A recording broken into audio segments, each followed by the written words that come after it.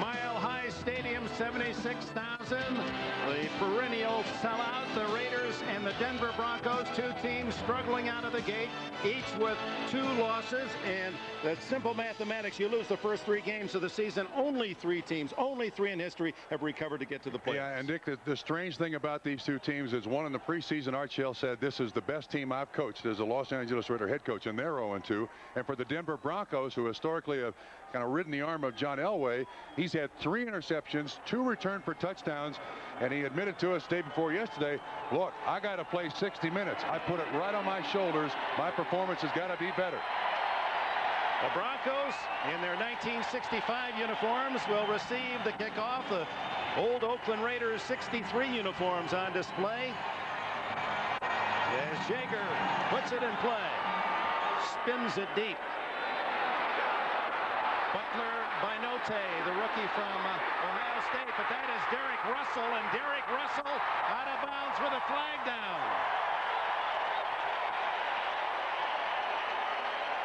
We'll check the flag. A good return by Derek Russell, but a block below the waist apparently against the Broncos is the preliminary signal. And while they sort that out, let's go to the starting lineups. John Elway has this offensive front 5: Zimmerman, Nylander, Wydell, Habib, and Freeman. Leonard Russell, the former Patriot, rushed for 1,000 a year ago. Derek Clark, the rookie from Little Evangel College, replaces Rod Bernstein. Anthony Miller, the former Charger. Mike Pritchard, the ex-Falcon, are the wideouts. Jerry Evans is the only tight end on the roster. Shannon Sharp, while an injured knee, is available. Derek Russell is the 3rd wide receiver. So after the penalty, instead of good field position, Elway starts from his 9.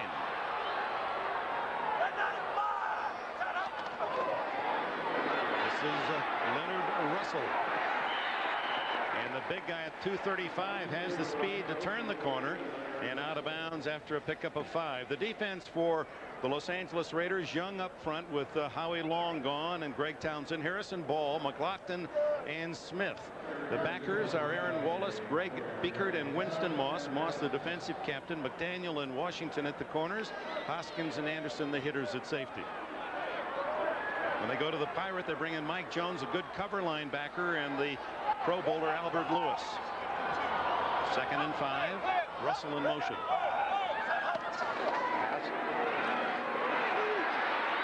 And Elway, well covered was his receiver, as Leonard Russell was being blanketed by Winston Moss, number 99. Dick, interesting choice here by Denver. You always look at a screen as a finesse play. And here the Broncos on their 2nd snap try to finesse, and Winston Moss, 99, right out there on Leonard Russell. That's always one of the accusations against the Denver Broncos. They're not a power football team. They're a finesse football team. Bob Trumper. Shannon Sharp, many thought he would not play today, is in. He's caught 9 passes playing with a knee brace. He's in the slot right. Elway out of the gun. 3rd and 5. Barely gets it off. Protected well. Sharp can't hang on, and you could see him favoring that leg. Yeah, he should leave, Dick. No question about it. I think that's the one and only pattern he may run today. He has a brace on his right knee. Hurt it in the opening game against San Diego. Here's Elway really putting the spin on it. And it appeared to me that is normally a catchable ball by Shannon Sharp, but he's worried about his leg. And that was compounded by the fact he was making his cut on the infield dirt, the baseball alignment, and seemed to have trouble with his footing. Tom Ruin with his punt and kicks it to the sidelines, well away from Tim Brown, and that is going to give the Raiders excellent field position. In fact, it appears they're going to start on the Denver side of the 50 all the way down to the 42-yard line. So a big break for the Raiders. Now they mark it closer to the 43 on a 28-yard punt. So here's the Raider offensive set. Big guys are Perry, Wisniewski, the Pro Bowler, Mosbar, Gogan from the Dallas Cowboys, and Wilkerson. Flag is down, by the way, on the punt. Hostetler, who's had trouble. Some say he's got a bad elbow. Ty Montgomery will start with the former 49er fullback Tom Rathman. Tim Brown and Alexander Wright are outside, and Andrew Glover the tight end. When they go to the 3 wide. It's Rocket Ismail, Brown, and Jet that are the targets of Hostetler. A personal foul, and so what's new on the first couple of plays of the game? We've still got only 55 seconds expired. Gordon McCarter will tell us the story. Personal foul, number 47, receiving team. Donald during Frank. the kick, going out of bounds to block an opponent. 15 yards, first down. Donald Frank, who played with the Chargers and was traded to the Browns and acquired just recently by the Raiders, trying to make a statement, and it cost his team 15. So instead of being an outstanding position inside the 50, they start from their 42 instead of the Bronco 42. Rathman in motion. Ty Montgomery gets a block from Rathman and is down at the 47. Elijah Alexander, number 58, the linebacker from Kansas State, makes the tackle. Dronette, Washington, Williams, and Simon Fletcher, one of the best pass rushers in the NFL. Alan Aldridge, rookie, Houston. Carl Mecklenburg signed 2 days before the opening game of the season. Alexander, who just made the tackle. Smith and Crockett at the corners. Atwater and Jones at safety. It's a whole rebuilt deep defense, the Broncos. Block. Montgomery again. And he's got close to a first down as he's toppled at the 48-yard line. Steve Atwater from a safety spot with a tackle. 2 runs, first 2 plays for the Raiders. Archell said we've got to run the ball. They only attempted to run 9 times the entire game last week against Seattle. To tailbacks. The tailbacks only had 9 carries, and Archell said, look, we lost something from the end of training camp to that first week. Said I was very tough on the team during training camp. We practiced very hard, lots in pads, and he said we lost something. But you're right, Dick. They just went away from the run too quickly, and Rathman even said that to us last night. He said, man, you got to commit to the run so that everyone's more comfortable with the blockers around the running back. And the other advantage is it gives those 5 linemen a chance early in the game to go out and really smack somebody and not be in that passive role that the pass protector has to. Which is the Raiders' character. Smash you in the mouth. First down for the Raiders. Rathman in motion. It's Montgomery. Another run and a successful one into the secondary, and a first down at the 33 of the Broncos before Atwater, one of the last orange jerseys, could bring him to the dirt. 15 yards on the play. That's the longest run by a Raider running back this season. Excellent blocking up front. They split the defensive end and defensive tackle of Denver. Unusual to see Montgomery run from inside the tackles, Dick. Quarterbacks had all the long runs. That's the longest by a running back.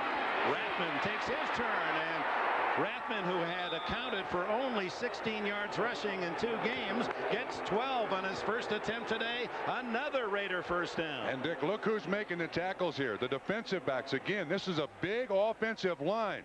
Looks like right now they're just pushing them and shoving them, and Atwater and a corner make the tackle on Tom Rathman. Worst thing you want to have for the defense is fullbacks hammering down on your defensive backs. 3 first downs, all on the ground at the Denver 20. And another run. Montgomery. They string him out. He gets the corner. 10, 5, and out of bounds. Say stepped out back at about the 7-yard line. 13 more. Kevin Gogan, what a block he threw. Pulled right out in front of Montgomery. You're going to see Gogan, 66, come around the corner. And Ray Crockett, 39, saying, oh, man, what's coming after? Also, Wisniewski out there, 76. Montgomery bounces it to the outside. All run, all success for the Raiders. Ty Montgomery, who had only 9 carries, 15 yards in 2 games, has 38 on this opening drive. First and goal at the 7. Harvey Williams, 22, makes his first appearance. Fake to Williams. Underneath, wide open, and the tackle made by Carl Mecklenburg of Tim Brown. Well, opening drive here, the Denver Broncos defense not stopped anything. They run to get here and now throw. You see Mecklenburg, 77, waiting for Brown to come in. Hostetler and Brown read it perfectly. Nice little completion. 5 yards in the play. Second and goal from the 2. Williams and Rathman in the eye behind Hostetler. Williams, and Harvey Williams is right at the goal line. Touchdown. That's his first as a Raider. This could not have started better for the Raiders, worse for Denver. Again, nice little bow by Harvey Williams. He chooses not to follow Rathman. Nice move there to avoid the tackle in the backfield. Kind of squirms into the end zone. Who got underneath there to make penetration? Can't really pick up the number, but good job of running by Harvey Williams. Opening drive score. Boy, that always cures a lot of ills, Dick. Especially when the head coach said, this is what we come to Denver to do, to establish a run. We're going to run it. We have to run it. And his team has answered. Jager kicks the extra point. 10:41 left in the opening period, and the Raiders impressively march to the first score of the game, 7-0. Raiders strike early, 7-0. Joining us down on the field, Hannah Storm. Well, Dick, earlier we saw Shannon Sharp have a problem with this dirt infield that's still here, and you may wonder, since the baseball season was called on Wednesday, why they haven't resodded the Colorado Rockies infield. Sod only takes about 3 days to hold, but they had a Rolling Stones concert here on Thursday night, so they did not have time to sod it. They're going to sod it on Monday, as they are in a couple other stadiums around the league, and some of the Denver players told me they were very disappointed. They said playing on that stuff is like playing on concrete. Dick? All right, thanks, Hannah. And what a kickoff by Jeff Jager. And Derek Russell takes the kneel and the 20-yard line. Raiders went down the field like a rolling stone on that opening drive. Reggie Rivers limps off for Denver. We mentioned that psychologically the Raiders have the Denver Broncos number. That opening drive just, it intensifies that psychological edge. We come up here and hit you right in the mouth, and what are you going to do about it, John Elway in Denver? Elway 3 and out on the opening possession.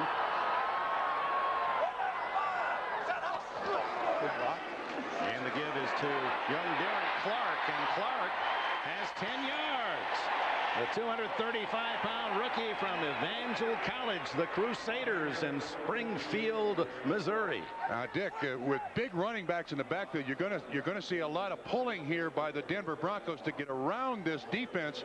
A good lead block by Leonard Russell on the backside, but you see the guard kind of just gets out in the way. Nothing more than that. That's John Melander, and most of that Clark did by himself.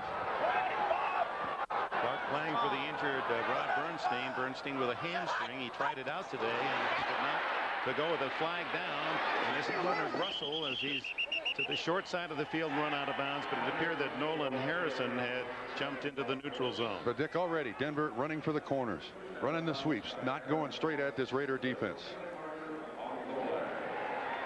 Elway will take the 5 yards. Penalties undoubtedly will be part of this game. Number 74 defense, 5 yards, repeat first down. Raiders right there behind Houston after 2 games this year, and last year led the league in most penalties and most penalty yards. Raiders and Houston, the only 2 teams over 1,000 yards penalized against. And when these 2 teams play, you need a ring announcer along with the referee. First and 5. Russell in motion. Elway scrambling. Anthony Smith chasing, and Elway throws it away. He had Pritchard on the near sidelines. And Anthony Smith, a 265-pound defensive end who has 37 sacks in his 50 NFL games, came close to getting another. But that's a missed assignment on the offensive line. Nobody touched him. He just ran outside the offensive tackle. Little mistakes like that, just a little mistake on the offensive line, can get your quarterback in real trouble. This is a great pass rush defensive line the Raiders have. Anthony Miller, who has more speed, Elway says, than any receiver he's ever thrown to. Timeout, was wide open on the last play. Elway couldn't find him. Calls time. 9:27 left in the opening quarter. The NFL on NBC is brought to you by the totally new Ford Contour, a world car for the 21st century. By AT&T, we help put your world within reach. By Budweiser, Beechwood Aged for a crisp, clean, classic taste. And by Taco Bell, tacos, burritos, and nachos. Cross the border. Dick Enberg and Bob Trumpy back at Mile High Stadium. I hope you'll note the next time you see Bob Trumpy on camera that he's worn a tie that he wore in 1965 as part of this 75th anniversary celebration. Leonard Russell can't get outside as he was shirt-tailed by Aaron Wallace and then secured by Beekert. John Elway against the Los Angeles Raiders, and understandably not as successful as against other teams. At Mile High, he's 4-6, and overall in his career he's 6-14 against this Raider franchise. Now that we noticed that they had a banner up at the Broncos practice facility, Raider Week, as the players had to be reminded. Russell loses a couple. It's a long, and Elway gets Chester McLaughlin to jump early, and of course Elway has that hesitation count. And he said one thing, I'm glad Howie Long isn't here. I had so much trouble getting Long to bite on that count. Encroachment, number 91 defense, 5 yards, still 3rd down. That's something that John Elway has used throughout his career, and it drives head coaches crazy because defensive linemen are supposed to be looking at the football. 3 penalties, 25 yards against the Raiders, and it gives Elway now a 3rd and a yard and a half. Do they go straight at this defense? Do they run to the corner? Key down here, key play here for the Broncos. Rivers back in is the H-back, and there's a 1st down yardage just slamming across is Derek Clark. As Elway, that's an interesting call, goes to the rookie Clark. Yes. 3rd and short. And Leonard Russell as the lead blocker, Clark right behind him. But I like the call because they went right at the defense. Now the interior of this Raider defensive line with McLaughlin and Jerry Ball, huge, very hard to move when you run the ball, but you do have to fire at them. It is a 1st down. Again, as you watch this play unfold from behind the defense, Winston Moss fills, excellent block by Russell, and there's McLaughlin. Just the strength this young man has is scary, Dick. Once he learns how to play defensive tackle, he's going to consume a lot of people from that spot. All the 1st downs in this game, interestingly, have been by the run. Raiders leading early 7-0. 1st down for Elway. Screens it successfully to Leonard Russell. Russell slips and was down with contact after a gain of maybe a yard or two.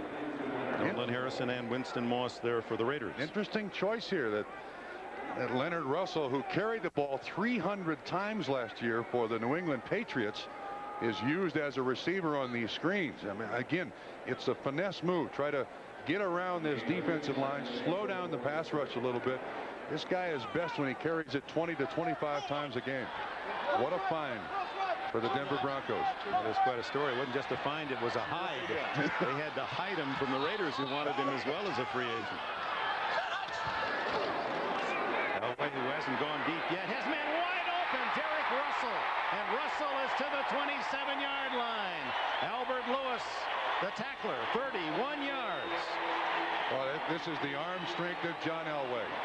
There are not many quarterbacks, and the timing of this new offense with Jim Fossil. Here's the receiver. You see Elway set. As soon as he sets, he's ready to throw, and Russell is by Albert Lewis. 1, 2, 3, 4, 5. Hit, step, throw. You've just got to have so much arm strength and the confidence to get it in there. Denver and John Elway have both. Denver's deepest penetration, trailing 7-0. The handoff inside, and nothing much there for Leonard 8-ball Russell, who was a #1 pick of the New England Patriots in '91. Was the 14th player selected, in fact. Dick, again, back to the big pass reception. 3 wide receivers set. You see Russell with an excellent move by Albert Lewis. And boy, Elway just, I don't think there's anybody in the game who can throw it that hard, that accurately. Puts it right in the hands of Derek Russell for a big 1st down pickup. 2nd and 9.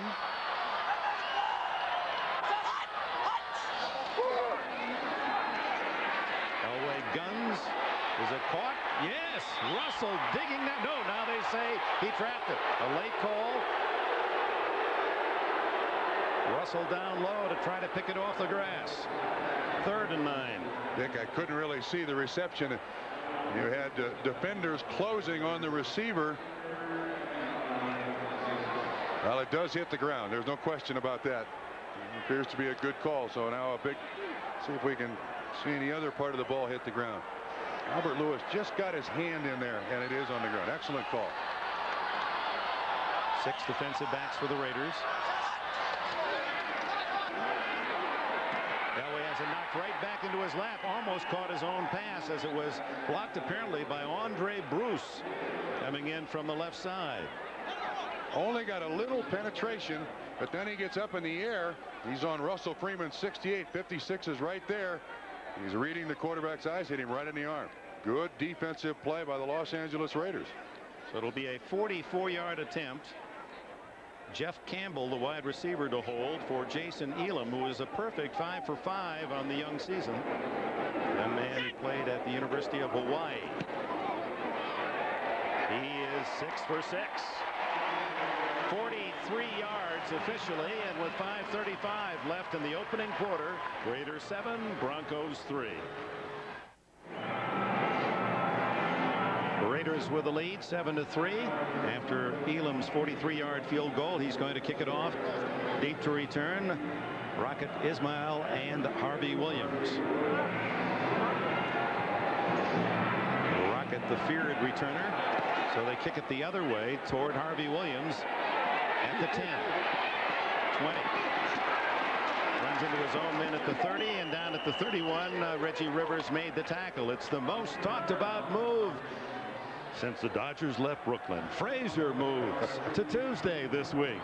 He wrote that himself, I understand. Don't miss the season premiere of Frazier Tuesday at 9 Eastern, 8 Central on NBC. Talk about a star. Wade Phillips, the son of Bum, looking for his first win of 94. He has brought in a lot of talent offensively and has had to rebuild defensively. Only 3 starters from last year on defense at this point of the Broncos season. Another big hole on the running game. Simon Fletcher makes the stop after a pickup of about 4 last week against Seattle. First half, 35 plays, 28 were either passes or scrambles by Haas. Today in the first drive, 6 rushes, 1 pass, and they gained 53 of the 58 yards on the ground. You can see how poorly the Los Angeles Raiders have rushed the ball as a team.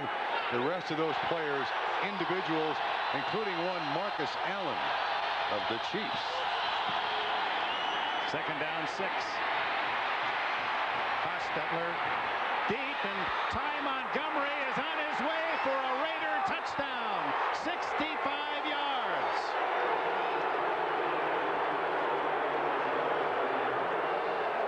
Hostetler had the Broncos thinking he was going to keep the ball and scramble forward, and right at the line of scrimmage finds Montgomery wide open. Here's Montgomery. He runs a little circle route. Everybody drops him. Nobody pays attention to Montgomery. When Hostetler looks off the 1st and 2nd receiver, you see the linebacker jump inside. Now these are young linebackers that you just mentioned on that defense. Elijah Alexander was the guy who was supposed to be with Montgomery. Didn't come close. Jager adds the extra point. And with 4:38 left in the opening quarter, the Raiders lead 14-3. Liberty Mutual Insurance presents Legends of the Game. As a rookie, he exploded onto the NFL scene by demolishing defenses. Known as the Tyler Rose, this punishing runner was no shrinking violet and proved it by leading the NFL in rushing in each of his first 3 seasons. Who was this legend? Earl Campbell never met a collision he didn't like and barreled through defenses all the way to the Hall of Fame. A true legend of the game. Broncos bright defensive assistant coach Charlie Waters talking to the sidelines. 14-3.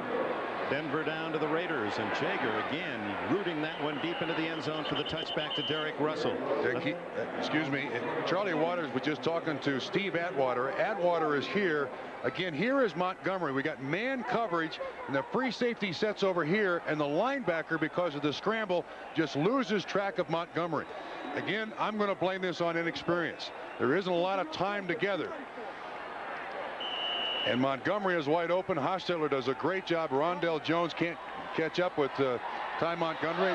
And that's that big play that Art Shell was talking about last night. One play, big play, and we're fixed. Well, he wanted to run. He wanted the big play, and he's gotten them before the first quarter is over. Now it's Elway trying to play catch-up. 14-3, in trouble. Rips his way loose for a moment, and then is sacked at the 15-yard line, and then a Raider comes in on his back. Chester McLaughlin was the man who just would not let go. Nolan Harrison there as well. Rick, so far, Broncos playing straight to the Raiders' strength, and that is down 14-3. You get in a pass rush situation for the Raiders, pass protection for the Denver Broncos, and now you've got your franchise player. There's Jim Fossil, the offensive coordinator. Your franchise player, John Elway, in jeopardy. When Noburn comes in, he's in the backfield behind Elway. 6 DBs on 2nd and 15. They give to Milburn. And not much there at all. A couple of yards into the dirt and into the grass. Nolan Harrison and Aaron Wallace on the stop. The Raiders can play with a lot of people on 3rd and long because of this young defensive line.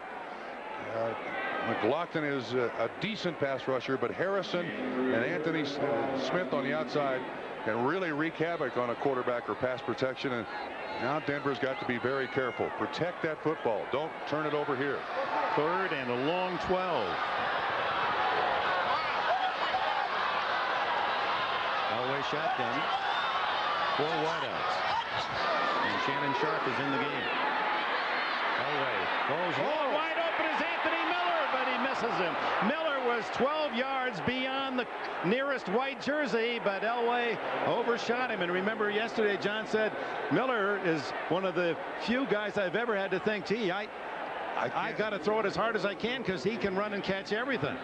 You're going to watch the safety. Here's the receiver. You're going to watch the safety hesitate back here. Elway reads it perfectly, and Miller goes right by the safety. See, the safety bites on the crossing pattern by the guy underneath. Huge mistake. Boy, he'd love to have that one back. Elway doesn't miss many like that. Tom Ruin to the 31, and it's Tim Brown after an 8-yard return, tackled at the 39. 51 yards on the punt. So with 3 minutes left in this first quarter, the Raiders have the ball again. Earlier today, Miami makes it 3-0, 28-14. Another good day for Marino, and Minnesota wallops the Bears in Chicago, and those two teams will meet in our early game of the doubleheader next week. Miami and Minnesota. And there are the late games: New England, Detroit, San Diego Raiders, Cincinnati, Houston, Chicago getting a Midwest doubleheader.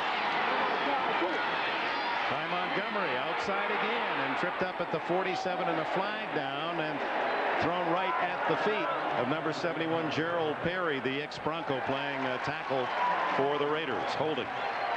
And there's no question that their choice, the Raiders' choice, is to run at Simon Fletcher. Fletcher is not a big defensive end, and he's now playing with his hand down on the ground as a true defensive end. Holding, 71 offense, 10 yards, repeat first down. There's the man blocking Simon Fletcher.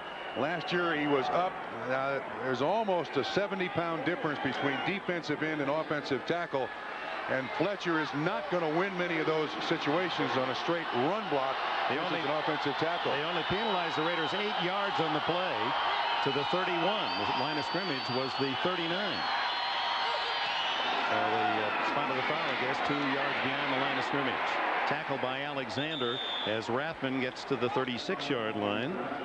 But something that the Raider fans have had little chance to cheer any running game at all has become quite evident here at Mile High Stadium. They feel they can run on Denver, and until the Broncos come up with some defense that stops them, then the Raiders are going to have quite a party. They lead 14-3 already. And when you're 0-2, all you need is something to boost your confidence in the early stages of the game.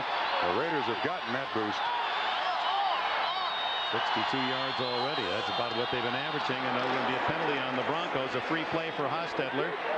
Goes up on top, incomplete at the 35 of Denver. Ben Smith covering Tim Brown. but it appeared a Bronco was in the neutral zone.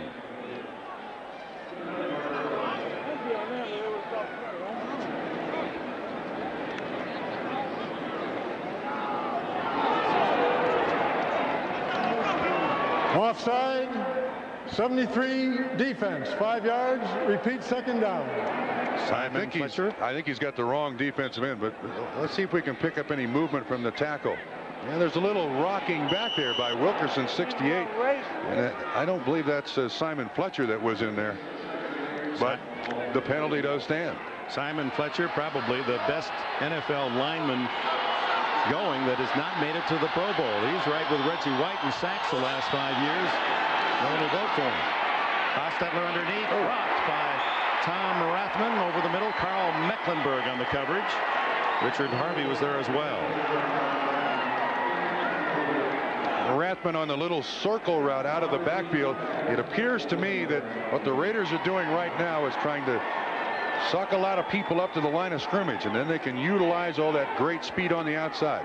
Throws underneath, running the ball very well. It keeps linebackers and safeties close to the line of scrimmage, makes that deep stuff work, Dick. 3rd and 8. Raiders go with the 3 wide out with Montgomery in the backfield and Tim Brown in the backfield. Hostetler guns underneath the Darrell Hobbs, and a first down at the 45 of Denver. Elijah Alexander makes the tackle. 14 yards in the play. Nothing wrong with the elbow on that throw. And Dick, also look at the protection here. Denver only rushes 4 guys, but Hostetler did a great job. Look to the left, set through. Elbow looked fine there. Hobbs, a guy who came off the practice squad. Last year he was playing the opponent's quarterback in the practice squad. And Freddie Bolitnikoff had him working on the speed bag that boxers use to get his hand-and-eye coordination better. Excellent receiver. Had a tremendous preseason. Led the Raiders in catches. That's his 3rd of the regular season. Harvey Williams caught, spins, still on his feet. What an effort. He gained about a yard, but should have lost 5, and the fans aren't happy. Dick, again, they're running at Simon Fletcher, and what they're not happy with here is arm tackling. Lead block by Tom Rathman. Gogan pulls. Let's see how many arms he goes through. There's one. Crockett. 90 Williams finally drags him. Well, he doesn't drag him down. Rondell Jones finally gets a arm on him. That's very poor tackling by Denver. Yeah, the 5th defender finally got him out of bounds. Gain of 2.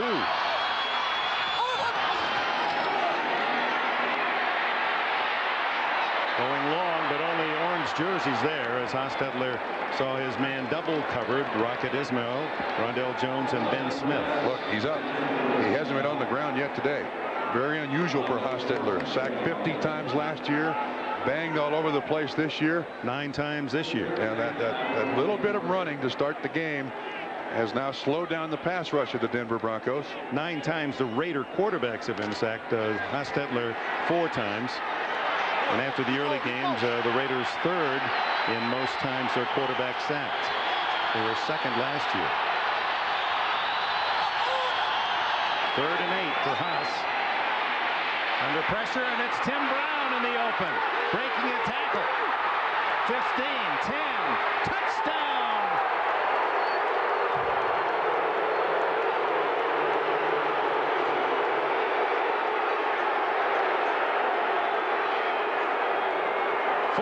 Yards. Hostetler to Tim Brown, and Brown with some fancy running after the catch. Oh, the Broncos come with a blitz. There's man-to-man coverage. Hilliard on Tim Brown, and man, the Raiders just tear that man-to-man coverage up. Goodness. Hostetler talked about hitting his receivers underneath on the run, and there's a classic example. Tim Brown over the middle runs that pattern as well as anyone. Jeff Jager just does squeeze in the extra point, but a flag down. So 3 possessions for the Raiders and 3 almost routine touchdowns. I mean, just seemed to be nothing defending against. Yeah, they've gone down the field easily. It doesn't work this good in practice. Denver has offered very little resistance to this point. And this was Jordan McCarter. Personal foul, illegal leverage by the defensive lineman, number 91, during the try for a point. The point is good, 15 yards on the kickoff. So it just gets worse for Wade Phillips. Yeah, this was his major concern, that all of a sudden it would get out of hand. But on that scoring play, Raiders come with the tandem, and here are the two guys in coverage. When the blitz comes, free safety, then it's Tim Brown here with Randy Hilliard trying to run behind him, and Hostetler does a great job of finding Brown underneath, and then Brown just outruns. Again, poor tackling by Randy Hilliard, and Brown down the sideline. A little assist from one of the receivers, a nice little block, gets him in the end zone. Rondell Jones just playing tag down there as if he wasn't very interested.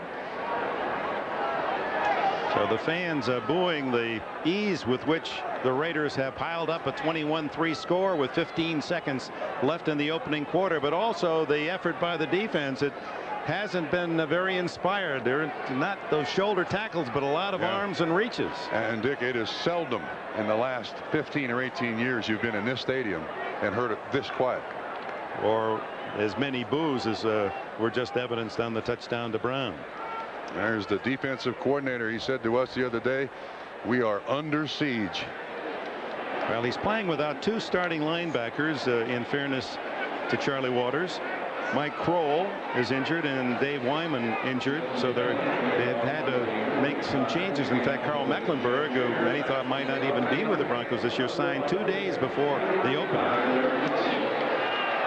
Boy, is Jaker ever, well, in this case, after the 15-yard penalty from the 45, easily boots it out of the end zone. And from the 20 again, John Elway. And now for the Broncos, the test will be if Elway can keep things under control and play this series as if the score were even. And the tendency now is for everyone to try to hurry up and make the big play, and it's not necessarily there. But Dick, having been in that situation, you can't do that, because now you've got a defense standing on the other side of the field that has not played poorly in the first 2 games, but not played well. And they've got a sucker over there, and we're going to take it out, those 2 losses on the Denver Broncos. 10 seconds left in the quarter.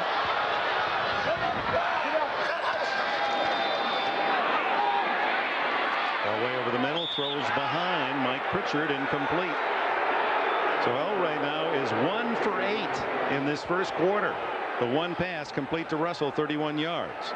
And of course, he's now going to have to go back there and throw almost every down to get back in this football game. That's not what Jim Fossil, the offensive coordinator, John Elway or Wade Phillips, any one of them had in mind.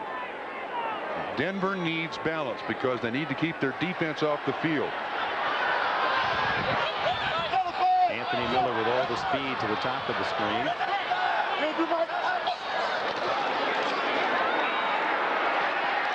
Elway has to throw it away. Half roll away from the pass rush. Oh, with a chorus of 76,000 booing the home team. That's the end of the quarter.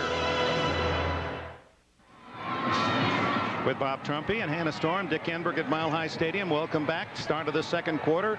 John Elway with a long march back to the other end, and the ball is spotted at the 9-yard line because on the play that ended the first quarter, Elway ruled to have thrown the ball out of bounds well behind the line of scrimmage. That's a foul, illegally grounding the ball, and they marked the ball at the spot of the foul since it was more than 10 yards behind the line of scrimmage. And throwing it away, he has to at least get it near or beyond the line of scrimmage, and that was particularly deep behind that line of scrimmage, and the flag went down, and the penalty goes also a double hit because it's loss of down. A reminder, tomorrow night, a comedy blitz with a special 1-hour season premiere of The Fresh Prince of Bel-Air. That's at 8 Eastern, 7 Central. Following The Fresh Prince, the most acclaimed new show of the season, ER, a 2-hour movie preview, tomorrow night at 9 Eastern. A big night of premieres tomorrow evening on NBC. I have a feeling the Denver Broncos, if the game continues like this, will never see those orange helmets again. They wear blue in the 1994 mode. I noticed the star in the eye of that Bronco on that orange helmet. That's exactly the way the Broncos are presently playing. In the comics, when you're knocked out, that's right. The eyes are stars. Didn't know that you got that deep into the newspapers on Sunday morning. Elway, third, and a bundle going for Anthony Miller. And Miller had it for a moment. A remarkable job by Miller at the 40 of the Raiders to shield Lionel Washington, and had a decent shot at pulling that one in. Anthony Miller is a strong individual. This was a strong throw by Elway. Washington, stride for stride, sees the ball. Boy, just pulls his arms right away from the football. Elway had that one in the air about 60 yards. Well, that was a desperation throw, too. Now, Ruin has to punt from around his own goal line, with Tim Brown licking his chops at midfield. Toward the sideline. No, it's Brown at the 50. Oh, he's got a chance. He's got some blockers. And finally tripped up at the 35. 15 on the return. Richard Harvey got the tackle. Timeout. 21-3 LA. A lot of meetings along the Denver sidelines. Jim Fossil, the offensive coordinator, talking with Elway. Meanwhile, Jeff Hostetler ready to go work just outside the Denver 35. A short drive to a possible addition to a 21-3 lead.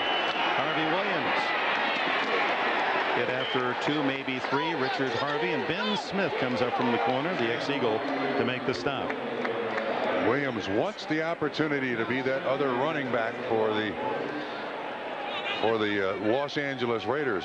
Felt like when he was at Kansas City, wasn't really treated completely fairly by Marty Schottenheimer, but Harvey Williams is going to have to share some time with Ty Montgomery, but wants him to gain confidence in his ability to carry the ball.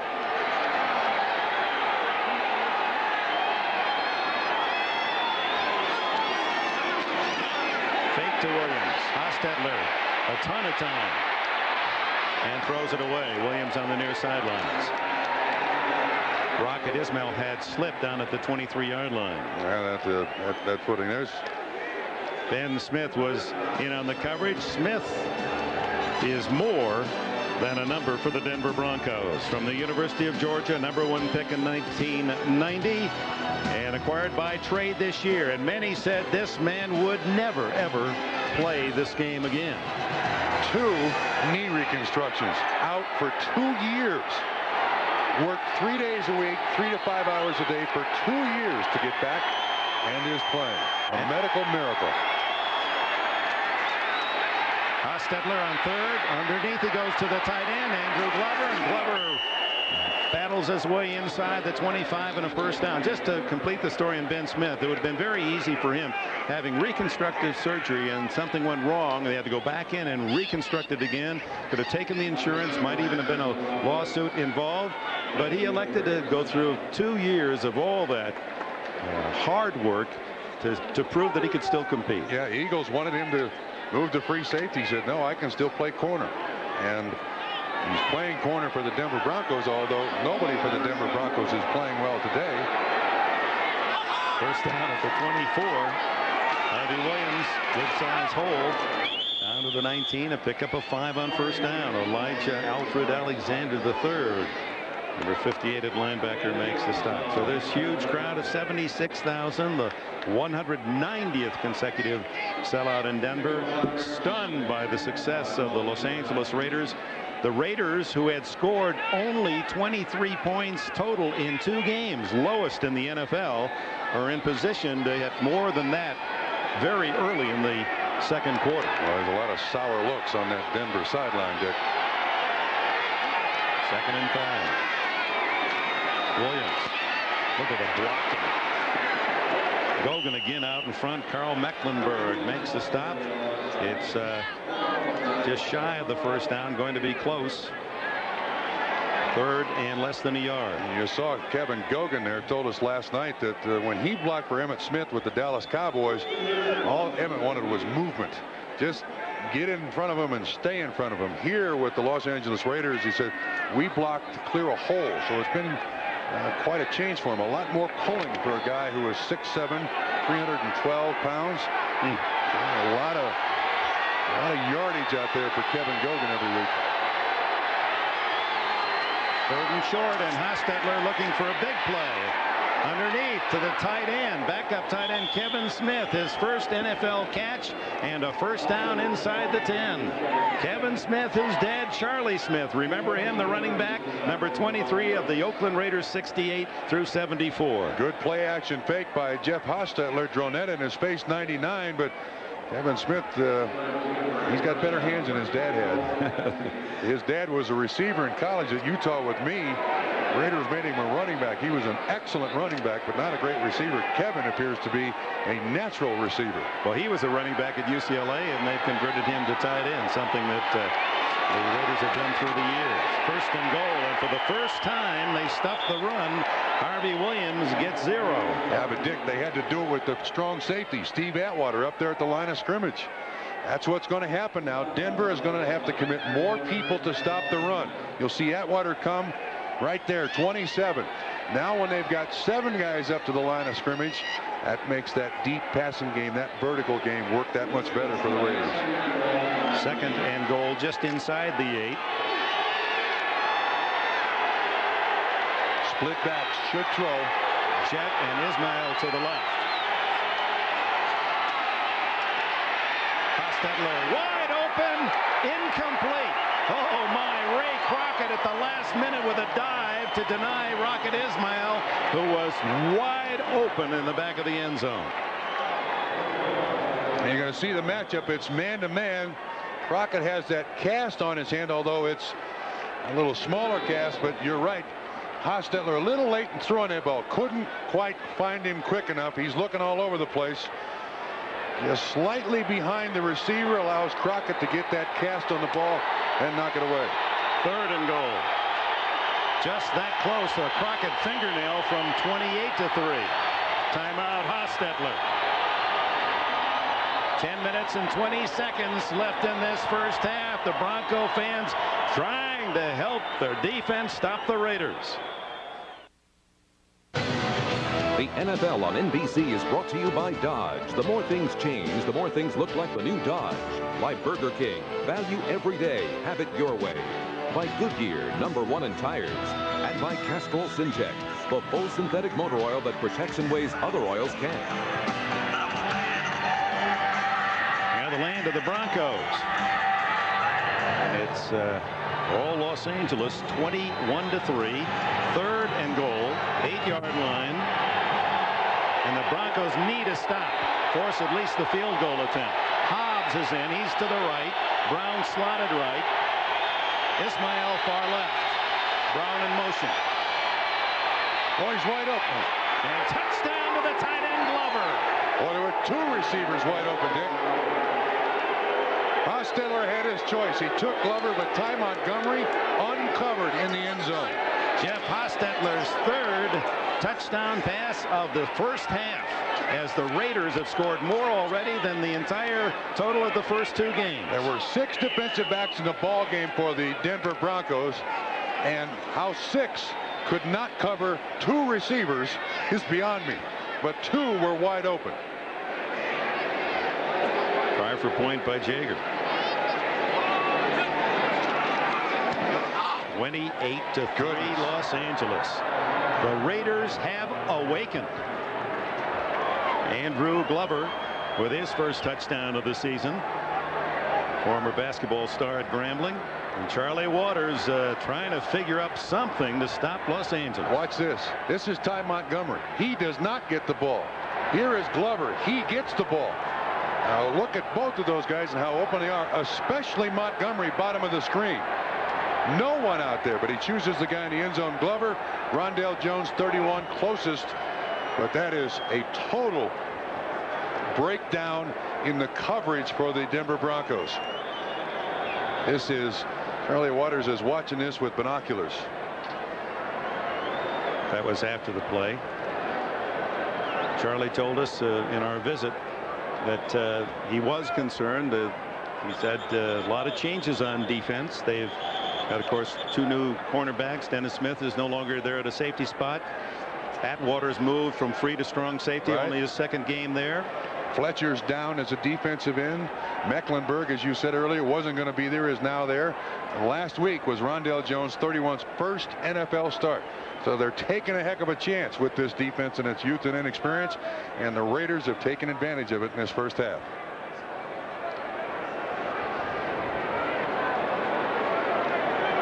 San Diego scored 37 to come from behind and win the opener here, 37-34, and then Denver lost at the New York Jets in overtime last week, 25-22. The defense played better last week.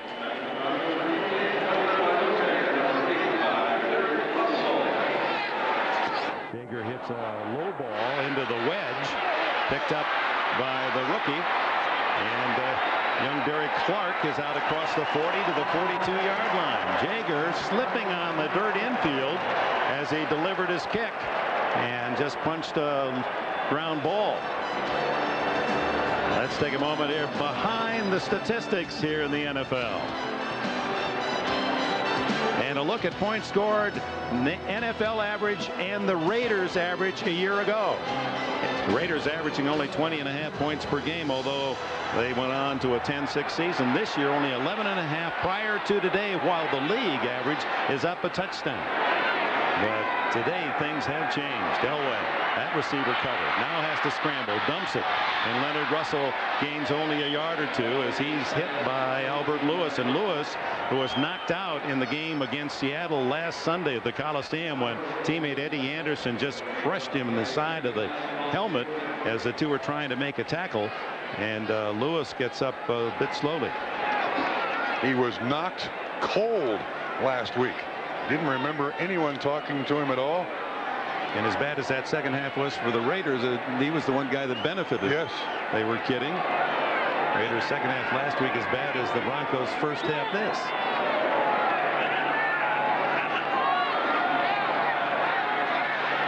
Away, hits his tight end. Jerry Evans' first catch of the season.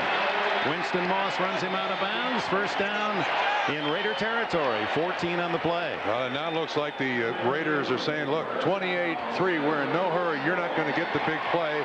We're going to play zone, keep receivers in front of us. Let the clock be our friend here. Elway does not look comfortable in the pocket today. He's quick to move out and move around, Dick. From the shotgun at the 44, he has Milburn to his left and Russell on his right side.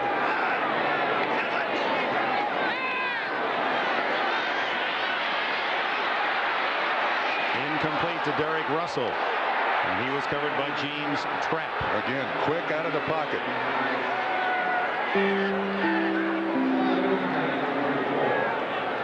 You look at the other scores, and the 2 unbeaten teams, surprisingly so early in this '94 season, the Chargers and Seattle, are 3-all. Casey and Carney exchanging field goals in the second quarter.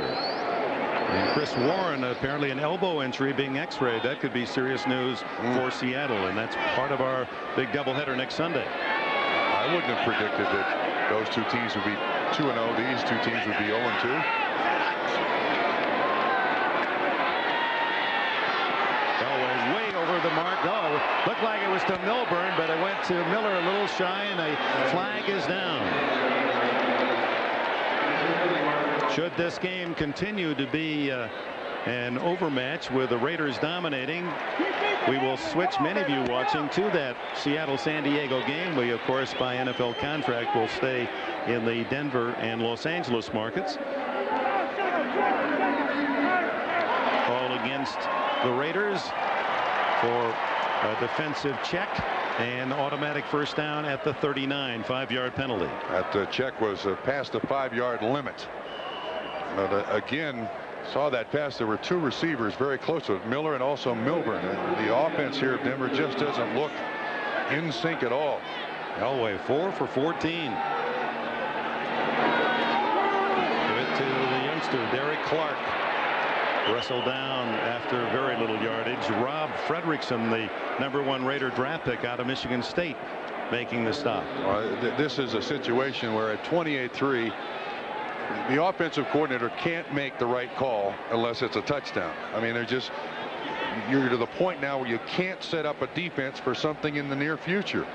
And Jim Fossil has got his first 12 plays laid out there, but he's to game plan C already.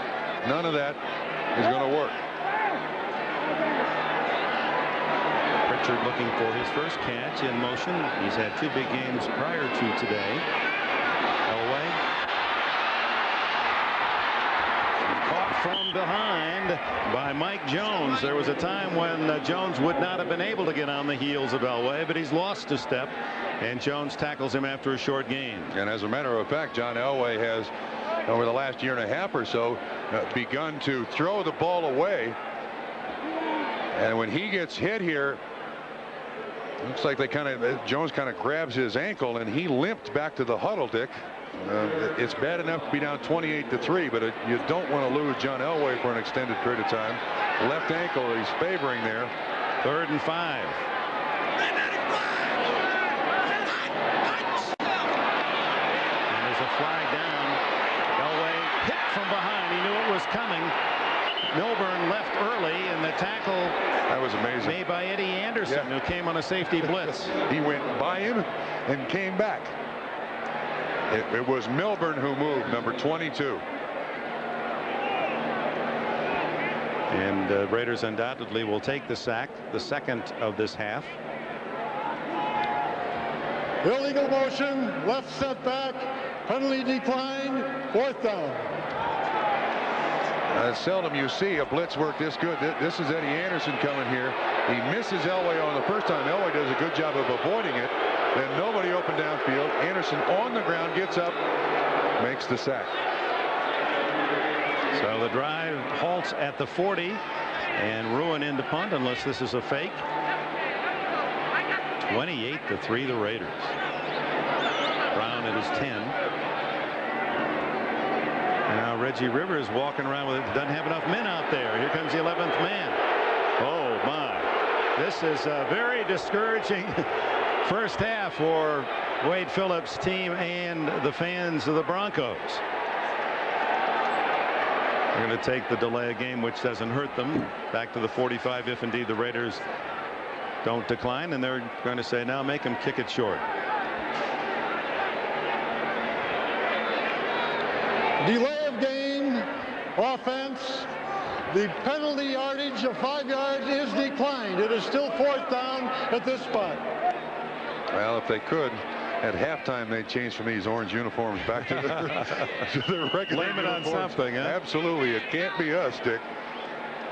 Tim Brown awaits Ruin's punt. He'll try to pooch it down. It's a beauty. That's going to go well through the end zone, not close to the sidelines. And so that amounts to a 20-yard kick net. Time out.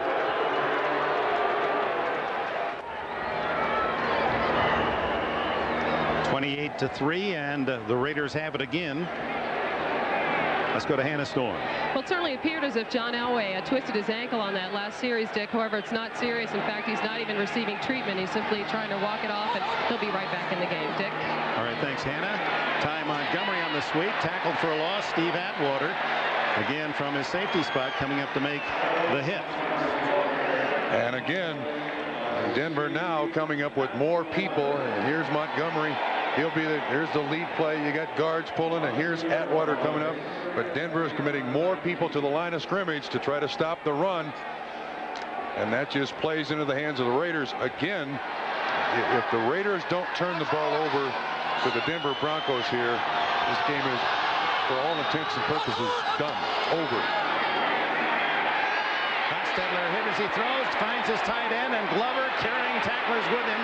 And Rondell Jones comes up to finally secure it as Atwater was trying to drag him down.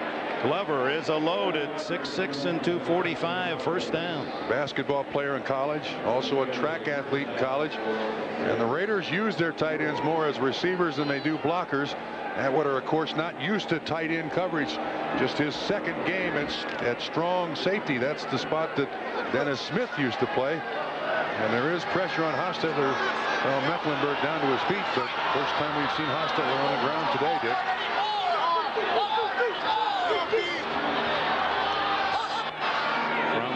40. Up and out to Ratman, all alone in the flat. Nice cut by the former Nebraska star, and he's to the 48. A gain of 8 more. They're good. For most football games, the defense sets the tone for the game. And we've seen nothing but poor tackling by the Denver Broncos today. And there another missed tackle. And it's amazing. Charlie Waters realizes what's going on. Oh, look at that. 257. That's almost a game total for the Raiders earlier. They're taking it out with a vengeance on this Denver team. They're not going to slow down either, Dick. There's a first down and more. Hardly touched. Ty Montgomery, who slides down to the 43-yard line. Trying to take a quick look back through their past seasons, the Broncos, and the last game I can find where they really were belted around at home. You have to go way back in the Dan Reeves era. 8 seasons, 87 season. Houston Oilers won here 40-10 in early October. Meanwhile, Dan Reeves, of course, had been reminded, Wade Phillips, that he's 2-0 in New York, and the Giants are leading by a touchdown today. Yeah, there's baggage everywhere, no matter where you go. Good baggage and bad baggage. Hostetler. Ratman alone again with blockers. See Tim Brown come out there to throw a nice little block, and then a good tackle made by Richard Harvey, the former Buffalo Bill, and Ben Smith. But Dick, this Raider offense is not a particularly sophisticated offense. But how many times in this first half have we seen receivers wide open, not open, wide open? And when you change almost your entire defensive personnel in one off season, you're going to have situations like this. They didn't expect to be 0-2 facing 0-3 here, but they were willing to invest on the offensive side of the ball and hope the defense caught up. It has not. And back to that 40-10 game, that was a replacement game. That's right, that was the strike year. So you really have to hunt. Hostetler finally is sacked by Elijah Alexander.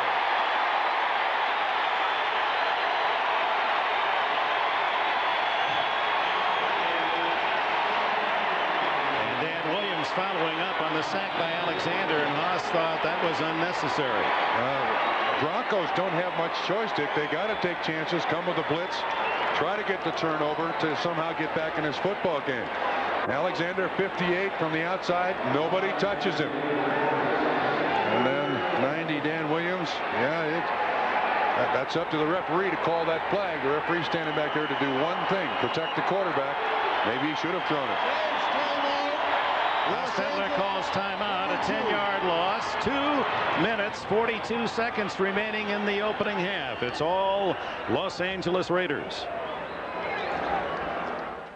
If you missed today's NFL Live, you missed Ahmad Rashad's look at confident Colts rookie Marshall Faulk. I kind of have everything, and then I can catch the ball, too. And Mike Ditka had these candid comments about Buddy Ryan. They have no imagination, they're pure vanilla, and they can't get it done with the offense they're running right now. Next Sunday, 12:30 Eastern, 9:30 a.m. Pacific.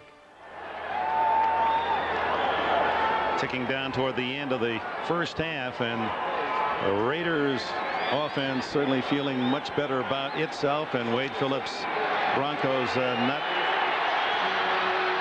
much to go in and praise after the first 30 minutes, and the Raiders trying to get more. This is 3rd and 12 from the Denver 46, and it starts with Bronette, no flag down.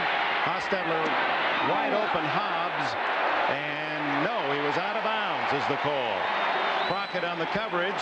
That would have been enough for a first down. It appeared he got 1 foot down in bounds, could not get the second. Left foot makes contact. No, the first one was out too. It's one of the few misses by Hostetler in this half. 3 touchdown passes, 65 yards to Ty Montgomery, 43 to Tim Brown. Yeah, I think when he has good protection, they can run the ball. His elbow feels a lot better, Dick. That's right. 7 to tight end Glover.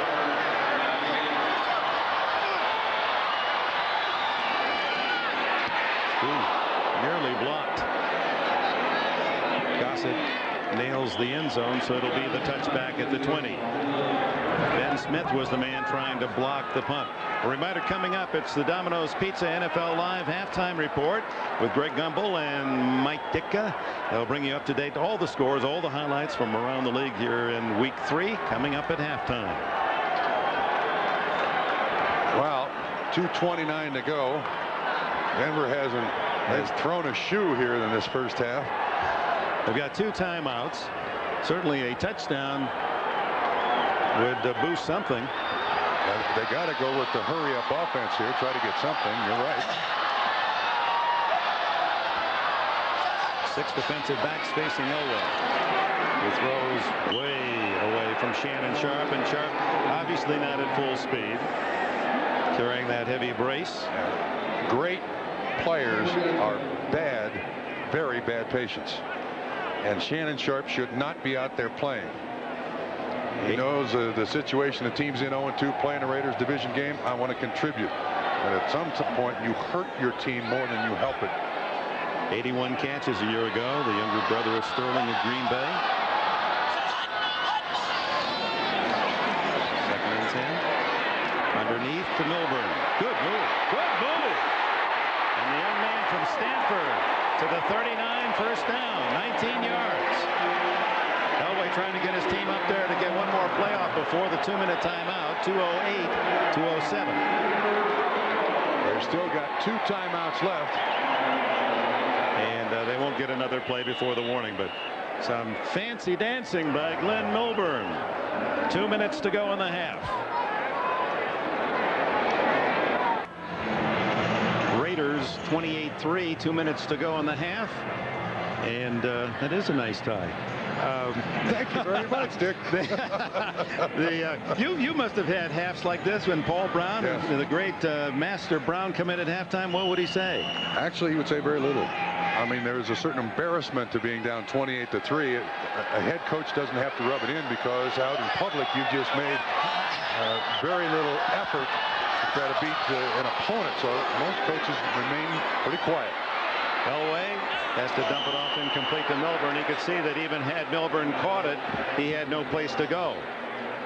Just nothing downfield. The Raiders are just having their way with the Denver Broncos again. He's over 35,000 yards. Nice numbers, but he prefers the wins. Just recently passed Jim Hart to move into the number 6 spot, and he needs a touchdown pass today to break the tie with a great name in NFL history as we celebrate the 75 years slinging Sammy Ball. He's tied with Sammy Ball, number 26 in touchdowns. Certainly use one before the half ends. Looking long and going long into a crowd, and Anthony Miller had no chance. The Raiders had him well boxed in. A flag down back near the line of scrimmage. Yeah, there was double coverage on Anthony Miller, so why throw it to him? Holding defense, maybe that's why he threw it to him. 1:48 left and 2 timeouts remaining for Denver. That'll be a 5-yard penalty and a first down. Holding, number 29 defense, 5 yards, automatic first down. Why not? You're up 28-3. Make sure that there's not some young speedster that gets by you. Mike Pritchard to the right, the former Colorado star who leads the Broncos with 14 catches, but shut out in the half today. Miller to the left. Elway over the middle. Oh my. Right through the hands of Derek Russell. Perfect throw. That could have been about a 20-25 yard gain. Yeah, Mike Jones, linebacker, the man in coverage, and Dick, when you have games like this, you always drop passes like this. I mean, it just feeds on itself. It's a mushroom cloud around your football team. And you, as a player, you feel like, I didn't practice this week. I don't know what we're doing. I don't remember the game plan. Who are these guys and what am I doing here? 5 for 18 for Mr. Elway and 65 yards.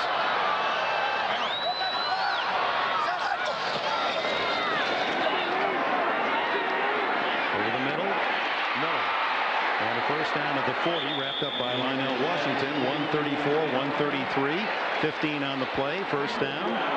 Still 2 timeouts. Good protection that time for John Elway. Had a chance to look all over the football field before he got it to Miller.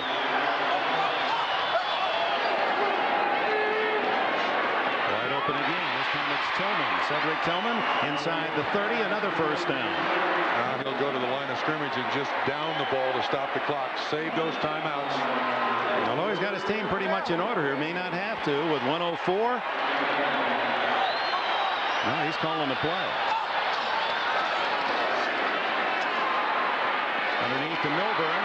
Another good effort, but tripped up and down at the 24. Now he'll have to stop the clock with a timeout. He has one left. 50 seconds remain for the Broncos. Welcome back. 50 seconds remaining in the half. The Los Angeles Raiders scored first time they had the ball on a 2-yard run by Harvey Williams. An Elam field goal for Denver made it 7-3, and then the Raiders broke loose. 65-yard touchdown pass Hostetler to Ty Montgomery. 43-yard touchdown pass Hostetler to Tim Brown. 21-3 at the end of the quarter. Then Hostetler hit Andrew Glover, the tight end, 7 yards for another score here in the second period, and a 28-3 lead. They scored the first 4 times they had the ball. The Raiders scored 4 touchdowns. The Broncos, meanwhile, have been very silent. But Bronco trying to get them screwed up, get a score before the intermission. 2nd and 6.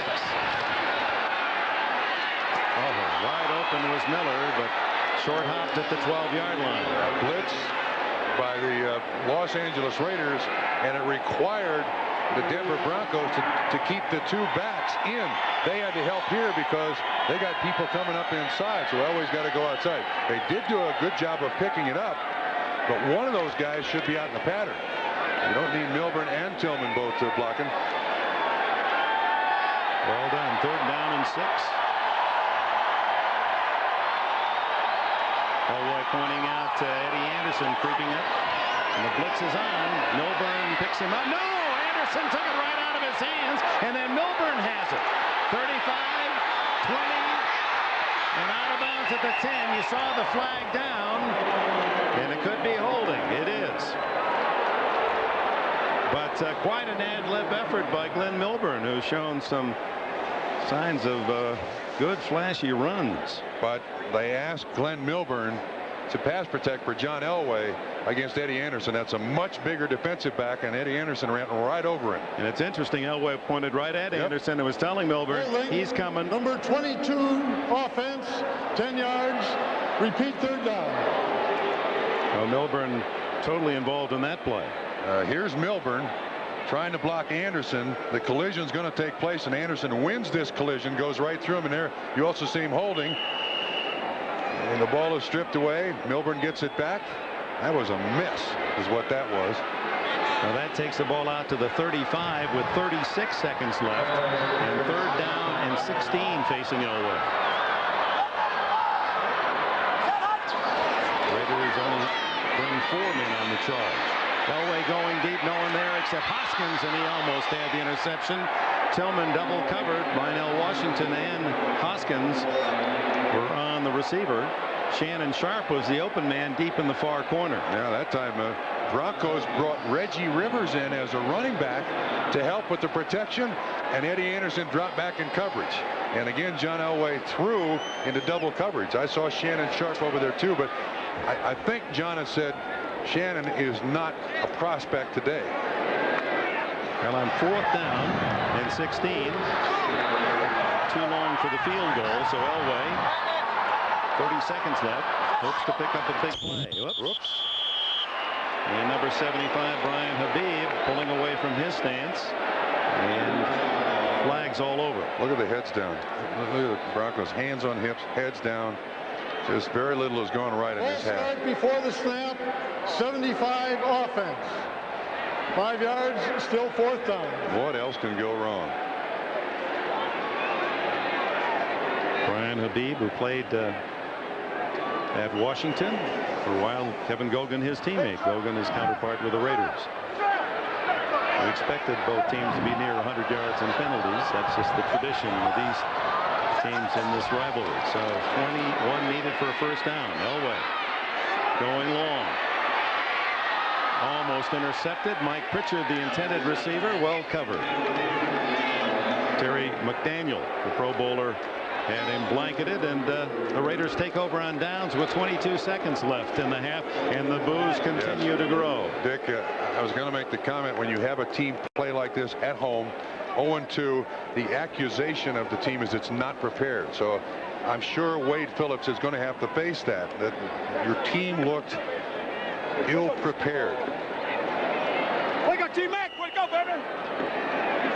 We know that's not. I was going to follow it up. We know that's not true. I mean, they're prepared for the Los Angeles Raiders, but they came out here like the lights went out sometime this morning. Well, you met a team that knew their season might be over as well. 0-3. Hostetler not going to take any chance. Ooh, his back. Montgomery slips and falls on that dirt infield, and almost a miscue on the exchange. There was a bobble, and that's probably the last play of the half.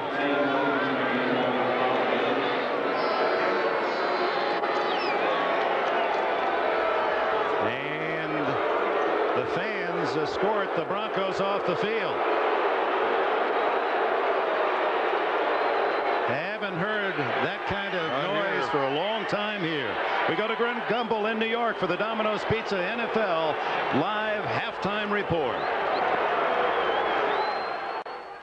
This is the Domino's Pizza NFL Live halftime report, brought to you by Domino's Pizza. When it's gotta be good and it's gotta be now, it's gotta be Domino's.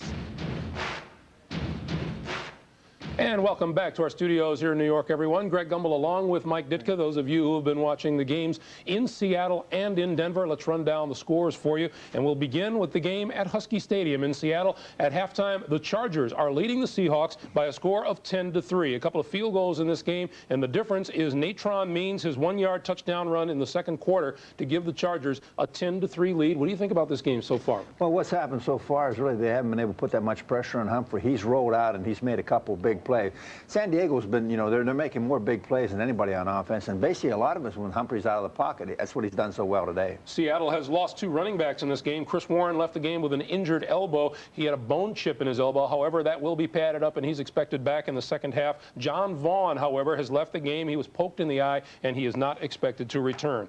In Denver, what is the deal with the Broncos? They're down 28-3 to the Los Angeles Raiders at halftime. Raider coach Art Shell, he'd love to turn the clock back to the glory days of the silver and black. 7-3 LA midway through the first quarter. Hostetler to Tyrone Montgomery. Wide open. 65 yards for the touchdown. And the Raiders lead it 14-3. Hostetler this time to Timmy Brown. Keeps his balance. And a 43-yard touchdown by Tim Brown. That made it 21-3. It is a 28-3 game at halftime. You just sat here and just shaking your head at the Denver defense. Well, on the last play that Brown scored, I mean, the guy doesn't even make an attempt to tackle him, number 31. I mean, they are so out of position. And sure, Hostler got out of the pocket. Yeah, he scrambled. He made the play.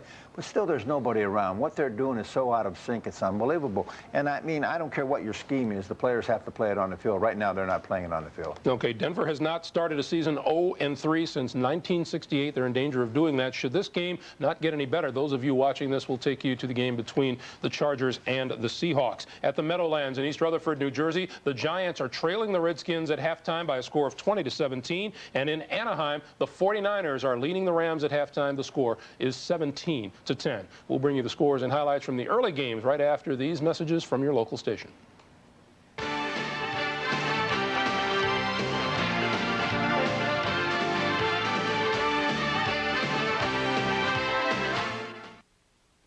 This is the Domino's Pizza NFL Live halftime report, brought to you by Domino's Pizza. When it's gotta be good and it's gotta be now, it's gotta be Domino's. Welcome back, everyone. Let's run down scores and highlights from the earlier action today, and we'll begin with the AFC East showdown between two 2-0 teams at Joe Robbie Stadium. The Dolphins won it by a score of 28-14. Honorary captains, lots of them. Joe Namath, Bob Kuechenberg, Manny Fernandez, but Jets didn't get on the board until the second half. Boomer Esiason to Richie Anderson. Watch Anderson's catch. Nice job inside the 5. He makes it to the end zone to cut Miami's lead to 14-7. But the Dolphins answered right back. Dan Marino play fakes and then hits Keith Jackson, who gets inside the 5. Is he held up here? Nah, how about the lateral to Irving Fryer, who takes it the last 2 yards for the score. Dolphins won it by a score of 28-7. Does it remind you of this back in January of '82? Don Strock to Duriel Harris, and the lateral to Tony Nathan. Maybe that's what throwback means.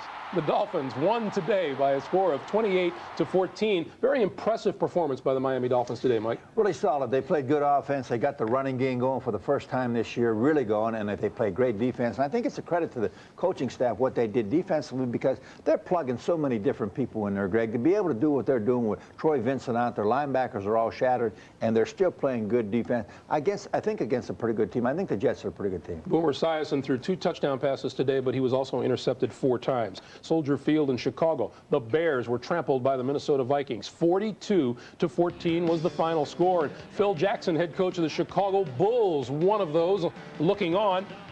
And he saw the Vikings score first. Terry Allen, 12-yard touchdown. He had 159 yards rushing and 2 touchdowns on the day. It was 7-0 Minnesota. 13-0 when the Vikes capitalized on a Bear turnover. Warren Moon to Jake Reed, 17 yards. The final score, 42-14. Jim Gray talked with Terry Allen after the game. All right, thank you, Greg. With Terry Allen of the Minnesota Vikings, 22 carries, 159 yards. Terry, what happened today? Why the offensive explosion after 2 weeks of struggling? Well, offensive line did a great job up front. They really opened the holes and they just did a great job all day. The running game got established, seemed to make it easier for Warren later on. Oh, definitely. Anytime we can get the run game going and the pass game going, it keeps the defense off balance, so it really makes it easy for our quarterback. Have you ever had a day like this? I had a couple, but you know, it was good to have it now. Gaping holes, huh? Oh, they were huge. Terry, thanks for joining us. Look forward to seeing you down the line. Let's go back to Greg Gumbel.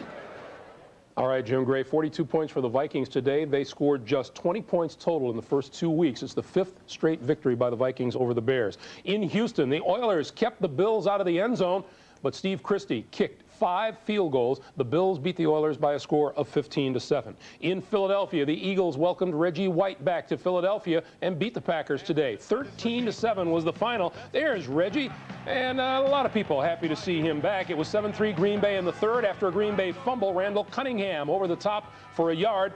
Philly's first rushing touchdown of the year, 10-7 Eagles. In the fourth, it was 13-7, a little over 2 minutes to play. Eagles have to just run out the clock, but Cunningham fumbles. Sean Jones recovers, and Green Bay has a shot. Trying to capitalize. The Pack on 4th and 4. Favre to Edgar Bennett, but Otis Smith is there to stuff it. Philly goes on to win. 13-7 is the final score. The Packers fall to 1-2. The Eagles improve to 2-1. At Three River Stadium in Pittsburgh, the Steelers fell behind early, came back to beat Indianapolis 31-21. Rookie Marshall Faulk just 62 yards rushing on 15 carries today. Neil O'Donnell hit by linebacker Tony Bennett. Quentin Coriat picks up the fumble. He goes 78 yards for the score. Ronald Humphrey returned the opening kickoff 95 yards. Those 2 big plays had the Colts up 14-0. But the Steelers, Barry Foster, helps Pittsburgh pull even. 29 yards and a touchdown. Foster, 179 yards on the day on 31 carries. We're tied at 14. 21-17 Colts. Neil O'Donnell over the middle to John L. Williams, who goes 8 yards for the score. 24-21 Pittsburgh. The final, the Steelers win it by 10, 31-21. Pittsburgh is now 2-1, and the Colts are 1-2.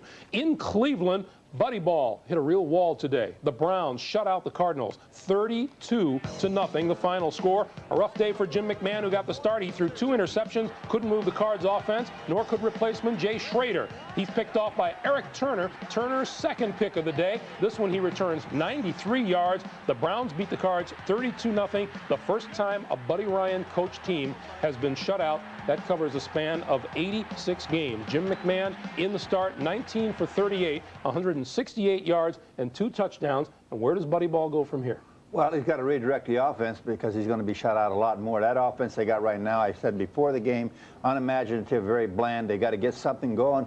You know, that Cardinal offense was a good offense at the end of last year. They were 3rd in the conference. Right now they're last.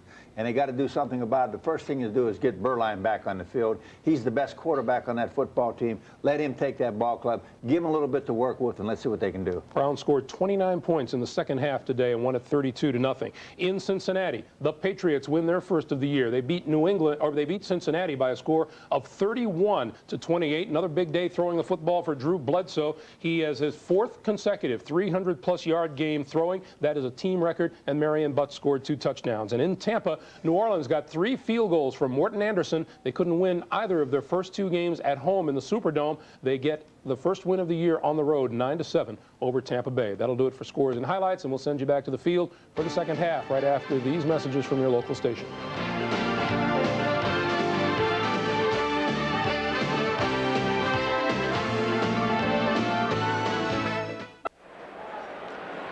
And welcome back to Mile High Stadium. Ready for the second half. The Raiders with a commanding 28-3 lead over the Broncos. And a look now at the Coors Light first half statistics. And obviously all the numbers favor the LA Raiders. Yeah, Dick, I think if you hadn't seen the first half and you see the score 28-3, you'd have a feeling that there'd have to be some turnovers. But neither team has turned the ball over. The Los Angeles Raiders have absolutely dominated. They've run the ball. They ran the ball well in the first quarter, set the tone for the entire first half. The Broncos have not done anything to speak of in this first half. And wouldn't you think that's just what Art Shell is telling the Raiders at halftime? Hey, we got a big lead now. Let's not get too fancy and make a mistake and let them get back into the game. Yeah, that's the only way the Broncos can get back in this game, is if the Raiders help. You're absolutely right. Now, if they wanted the running game, this is a perfect opportunity to really exploit that running game. Early stages of this third quarter. Let's go down to the field in this report from Hannah Storr. Well, Dick, I talked to Denver coach Wade Phillips at halftime. He said he had no indication his team would play this way. They had a good week of preparation. But he said that his team thought the Raiders looked so bad, they underestimated. They did not expect the Raiders to look this good. So he said in the second half, what they're going to try to do is run a lot of no huddle. He senses that the Raiders defense is getting tired, and he hopes to wear them down. Dick? Thanks, Hannah. And the Raiders get the ball first as Jason Elam approaches. Harvey Williams and Rocket Ismail are deep, and it's Ismail that'll take the touchback. Good long kickoff by Elam.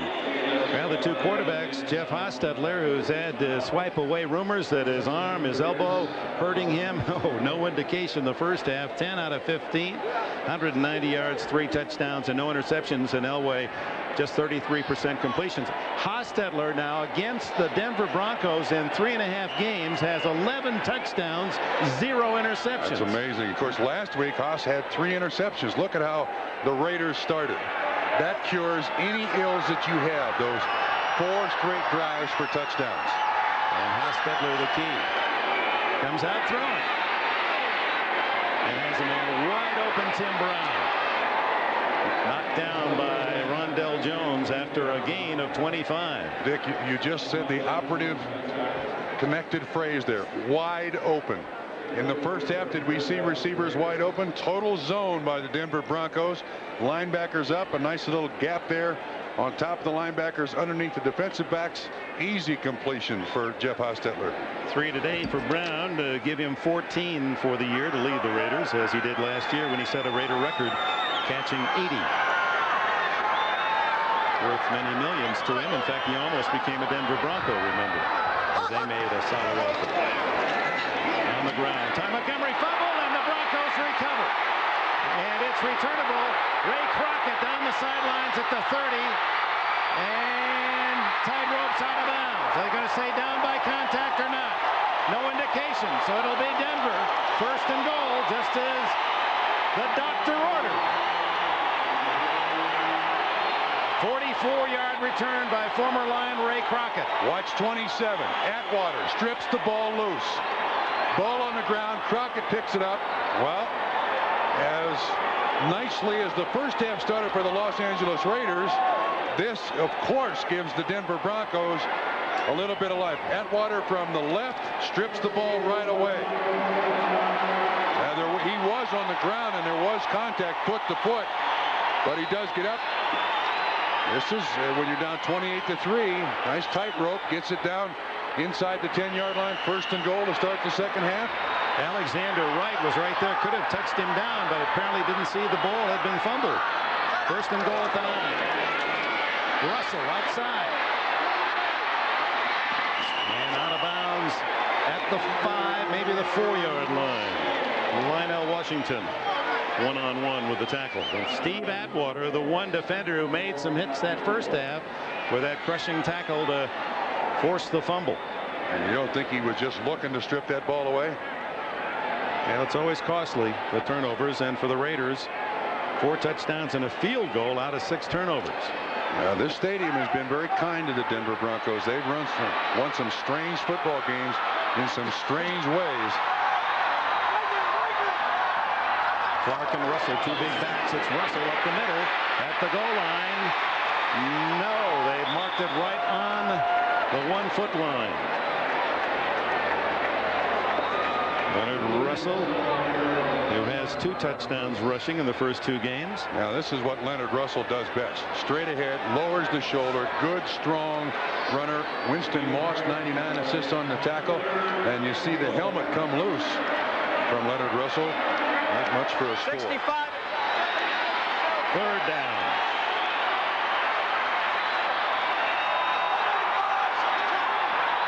Number 76 is an eligible receiver, Cook Scrappard, but plowing into the end zone is Russell.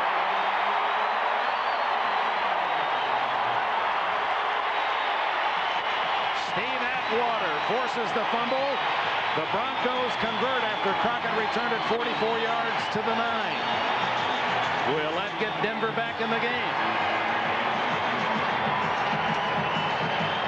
Looks like they're lining up for 2, Dick. Again, you see the good blocking up front.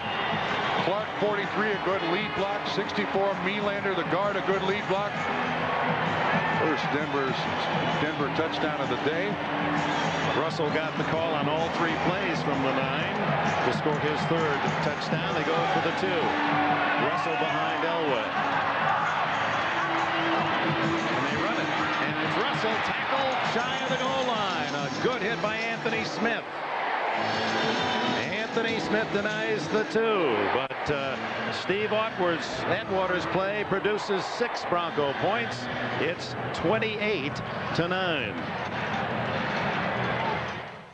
The NFL on NBC is brought to you by the all-new 1995 Eclipse from Mitsubishi, the new thinking in automobiles. By Michelin, because so much is riding on your tires.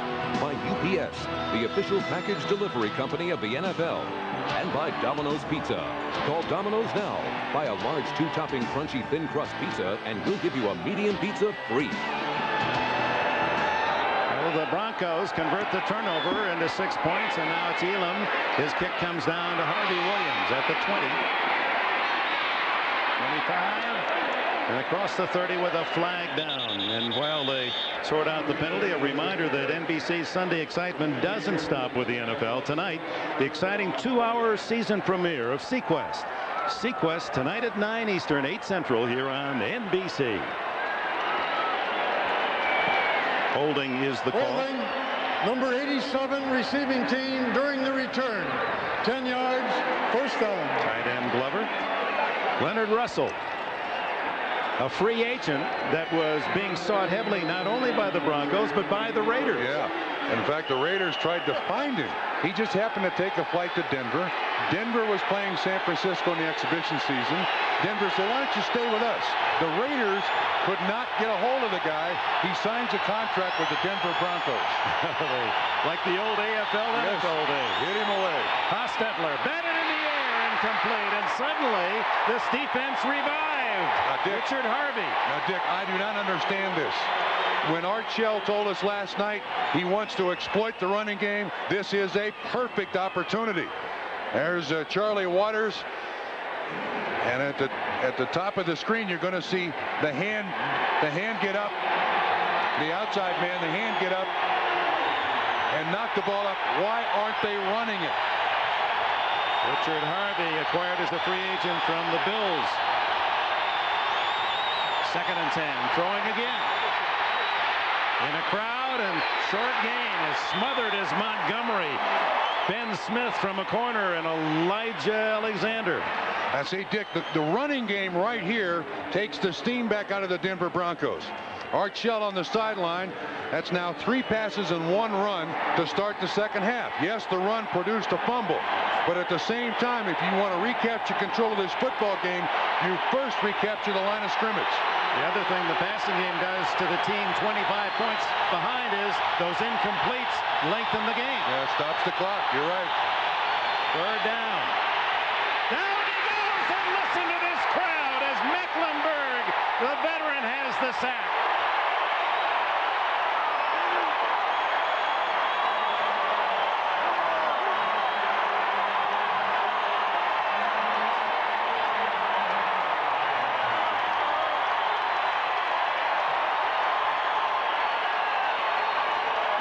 veteran. The inside move straight to Hostetler. Was not supposed to be playing for the Denver Broncos this year. Was going to get along with his life, find his life's work. They bring him back, and he makes a big sack. So 2 possessions for the Raiders, a turnover and 3 and out as Gossett, as they try to block it, and the flag goes down. Running into the kicker, Milburn out of bounds at the 48-yard line in Denver territory. That won't be enough for a first down, though. That's just a 5-yard penalty. It'll still be 4th down. Gossett, whether injured or acting it out. And it was 4th down and 11 on the punt. If it's running into, it's a 5-yard penalty. If they deem it a personal foul, it's an automatic first down. Gossett's doing a little acting. There is contact. There's no question about that. But it's slight contact that's running into the kicker. It should not be the major penalty. And that's a rule change from the NFL 2 years ago. And look, I'd go after it again if I'm Denver. No first down here. Gossett limping toward the sideline. Running into the kicker. 5-yard penalty. Number 23. Let's repeat 4th down. Ronnie Bradford. That'll quiet the crowd a bit. Sure. They thought the first down was going to go with the penalty. And now watch how quickly Gossett's leg gets better as he runs back out on the field. He's a quick recoverer, isn't he? He was limp. It's not far from El Segundo into Hollywood, you know. I mean, it doesn't take long to get lessons. It's an audition. It's an audition. They're coming again. Beautiful spiral. Milburn lets it go out. Oh, it doesn't go out of bounds immediately. Bounces out inside the 20, 18-yard line. So they would have had it at the 48, a 30-yard difference because of the 5-yard penalty. Warren Moon. Last year he was #1 in Houston. Now he's looking to lead Minnesota to the playoffs. All you need to know in one complete 30-minute helping. NFL Live next Sunday. Welcome back. You're looking at Shannon Sharp, the top receiver for the Broncos last year with 81 catches, but injured. Did not have a reception in the opening half. We'll see how much he is used in the second half. He would be the possible 3rd or 4th wide out, although listed as a tight end. Away from inside his 18. Goes to Russell. And Russell, fumbles the ball, and the Raiders have it. And trying to go to the end zone is Terry McDaniel. Out on the 14-yard line. Albert Lewis was the man that ripped the ball away from Russell as Russell was going for the extra yardage. And Russell last year for the New England Patriots, 15 fumbles. But this one, in the 3 years, in the 3 years he was there. But look, Albert Lewis just pulls that ball away from him. Again, Leonard Russell, in the 3 years he played with the New England Patriots, 15 fumbles. But the old veteran Albert Lewis pulls the ball away, and suddenly the steam of the Denver Broncos has escaped again. Well, Hostetler sets up at the 14-yard line. To Tim Brown. Knocked out of bounds by Ben Smith. And Brown throws the ball at Smith. No flag.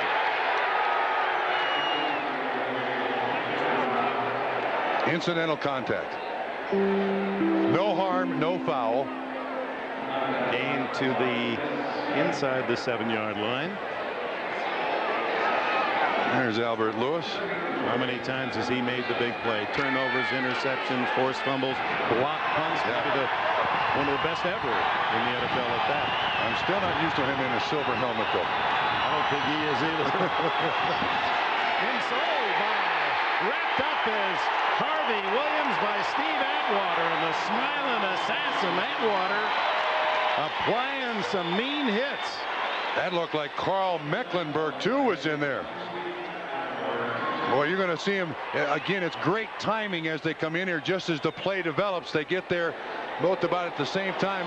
Atwater gets hit, but fights through the block. He and Mecklenburg. Atwater is the one who does make the tackle, but both were right there. Steve Atwater, 4 consecutive years a Pro Bowler. A loss of 3. 3rd down And a long 6 for the Haas. Gets out of trouble for a moment. Throws. Darryl Hobbs was out of the end zone. Hostetler slow getting up as Alexander and Shane Gronett were applying pressure. 4th down and the field goal unit on. And for the Bronco defense, certainly booed lustily in the first half with 4 straight possessions, 4 touchdowns for the Raiders. They've shown 3 good stops here in the second half. Yes, they have. And the Raiders get the ball at their own 14 or at the Denver 14-yard line and hold them. This field goal is a little positive thing for the Bronco defense. 28-yarder for Jaeger, and he's got it. Jeff Jaeger gets 3 back. A flag is down. We'll check the penalty.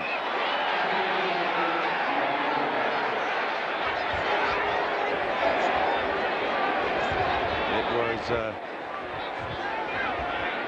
out to the 10-yard line, so this is against the Broncos. It would be not enough for first down on a 5-yard penalty, but if a personal foul, could be an automatic first down. Illegal use of hands. Number 90 on the defense, a jam to the face. That is half the distance.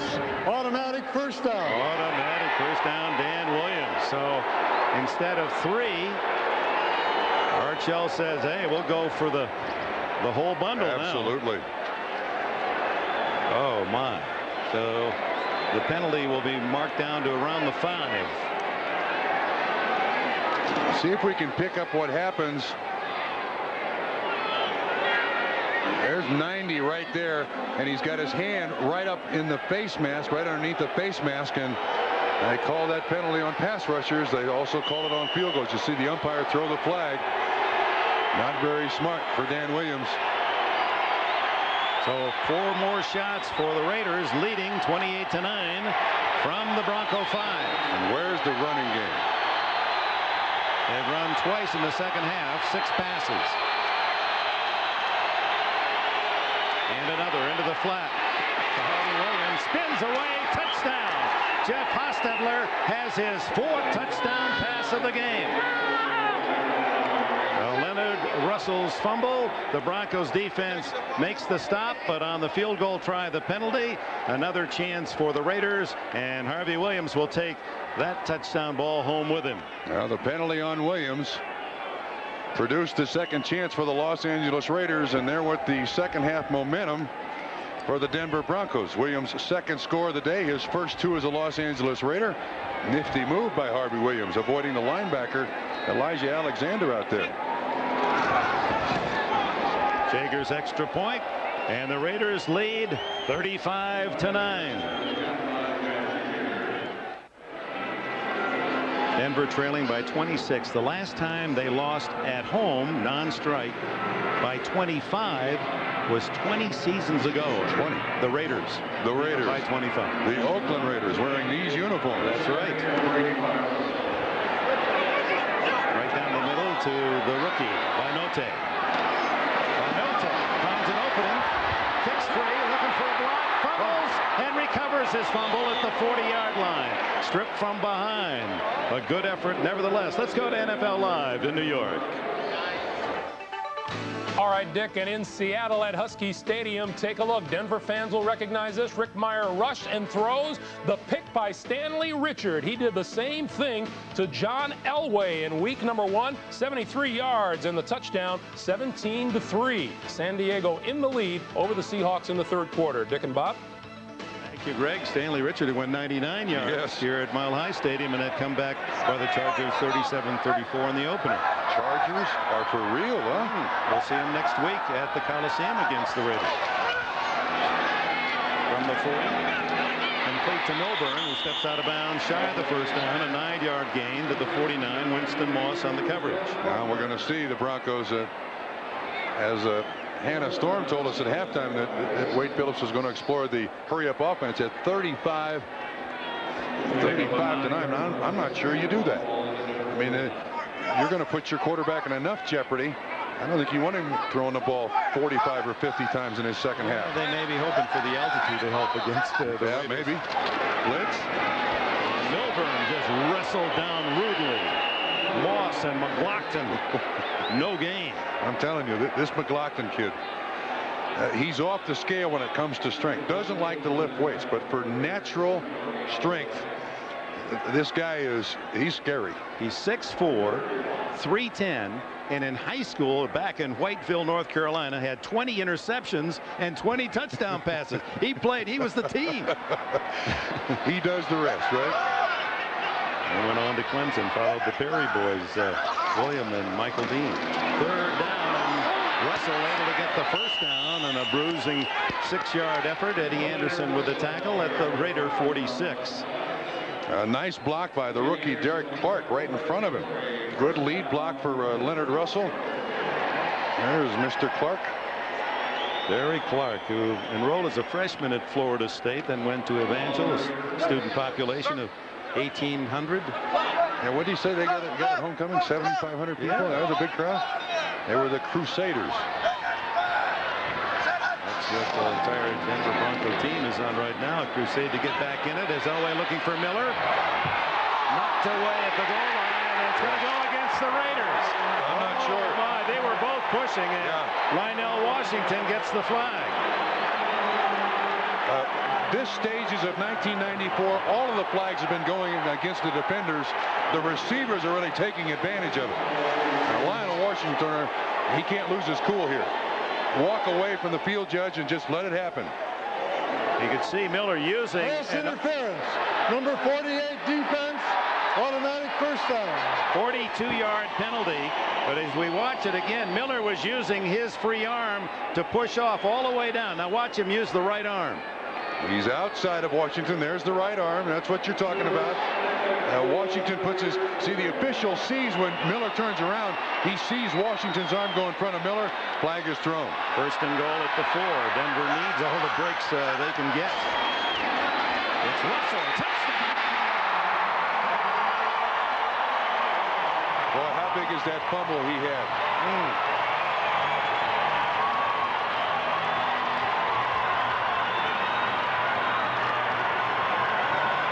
So Russell taketh and giveth. Yes.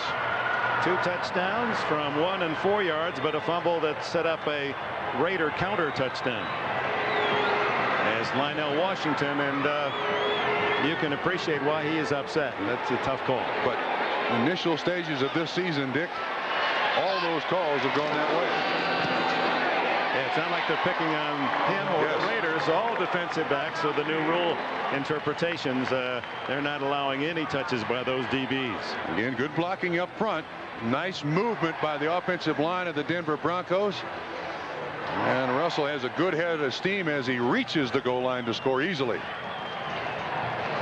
The Broncos, with still midway in the 3rd quarter, pulled to within 35-16.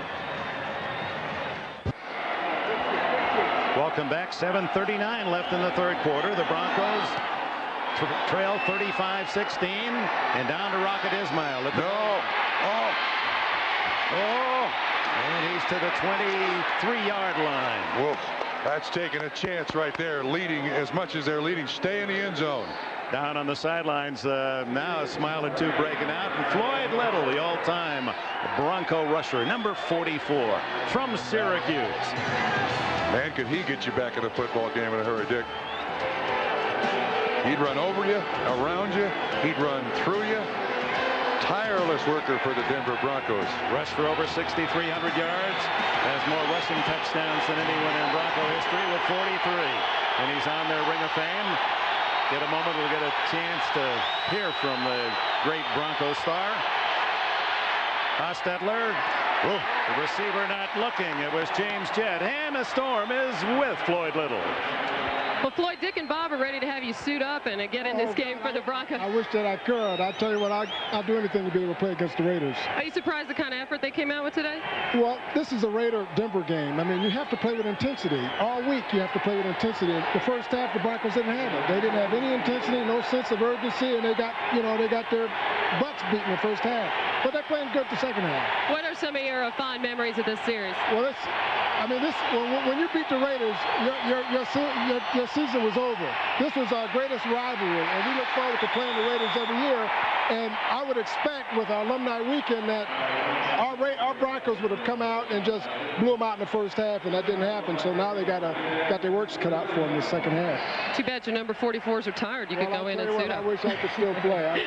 All right, let's send it back up to Dick and Bob. Oh, he was a delight to watch.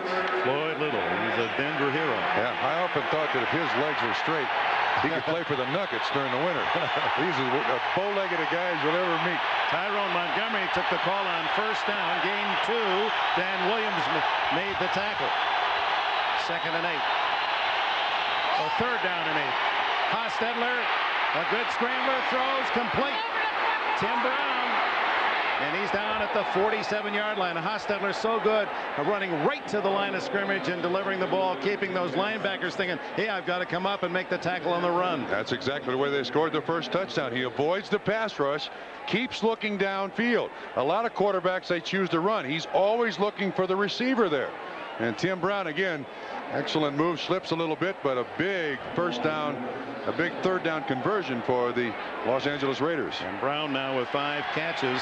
He's over the 100-yard mark and the touchdown at the 47.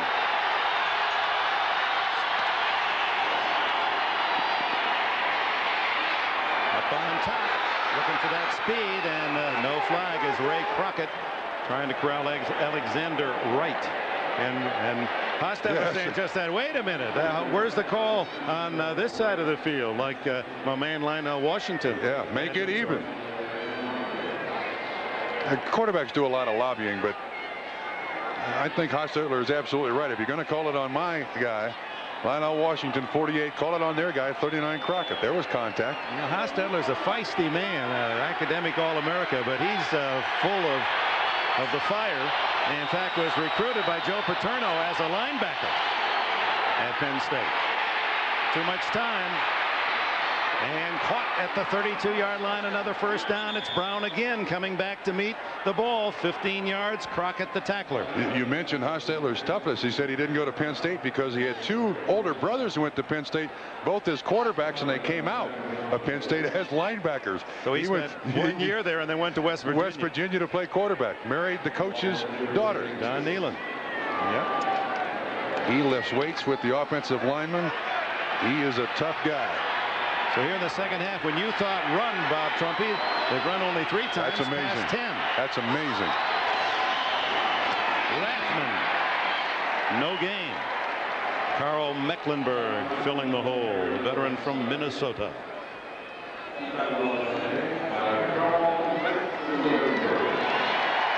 Only the 4th run of the second half. You look at the good balance in the first half, 17 rushes. They only ran the ball 9 times the entire game last week against Seattle.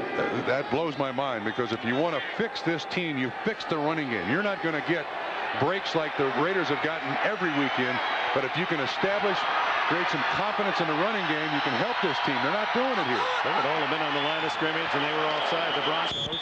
Harvey bats the ball down, but again, someone leaned into the neutral zone for Denver. Meanwhile, San Diego's Chargers lead 24-3 with a long 99-yard pass. Stan Humphries to Tony Martin up in Seattle at Husky Stadium. Has to tie the record. Has to tie the record. Held by several.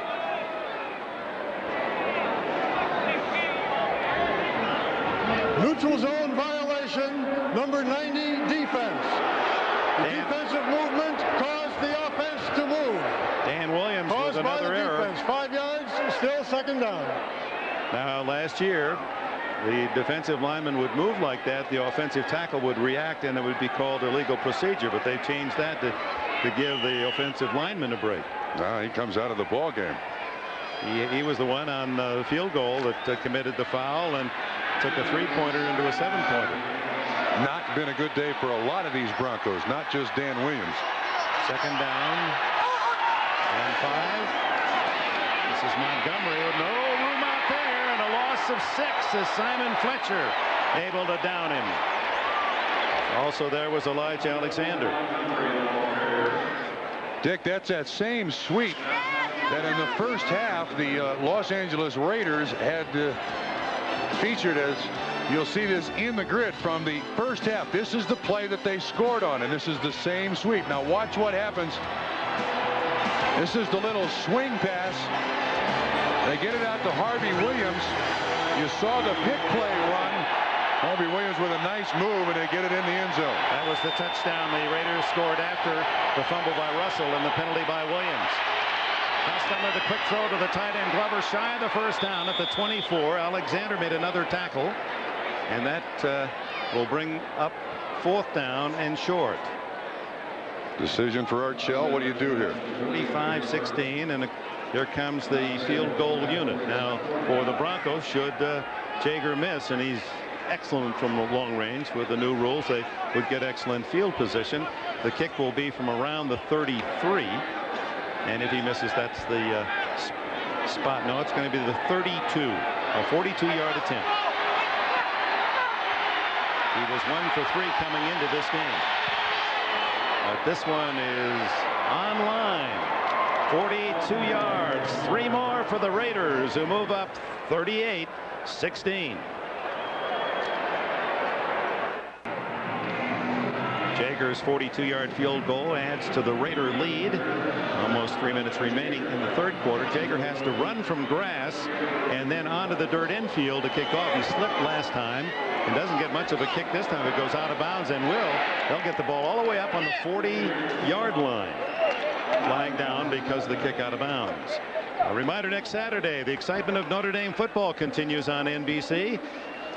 Young quarterback Ron Paulus, he had a rough day yesterday, but when it counted down the stretch, rallied his team with 2 touchdowns late to beat a tough Michigan State squad at East Lansing. It's Purdue and Notre Dame next Saturday at 2:30 Eastern right here on NBC. As a matter of fact, Tim Brown of Notre Dame had to wear a Michigan hat all week at practice to pay off a bet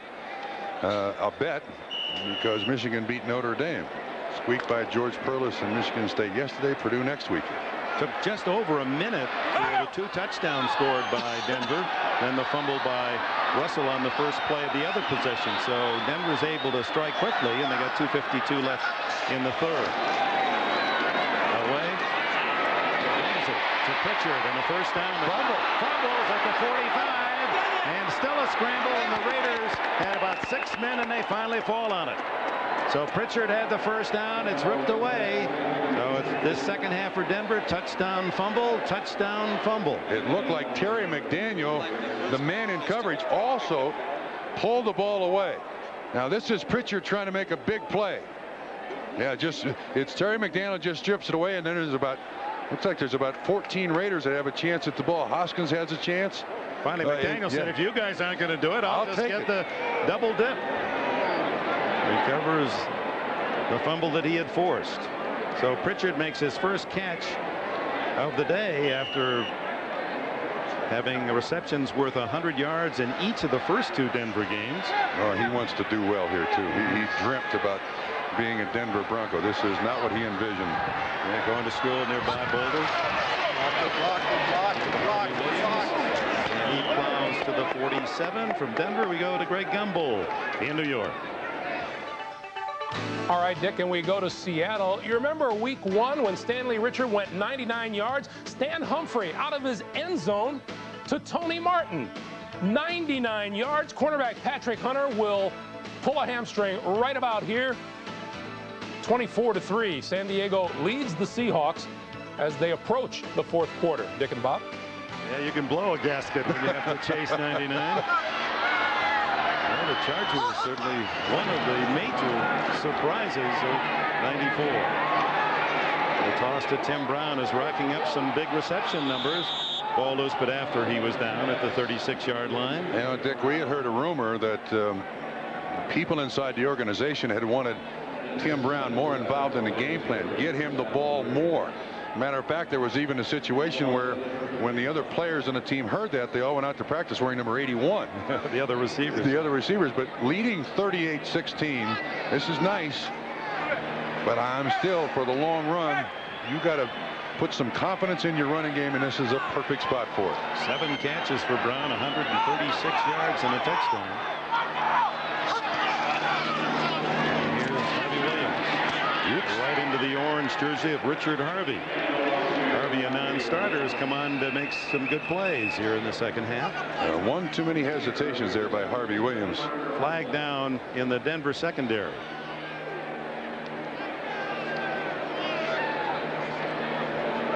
Block below, chop block is the signal against Los Angeles.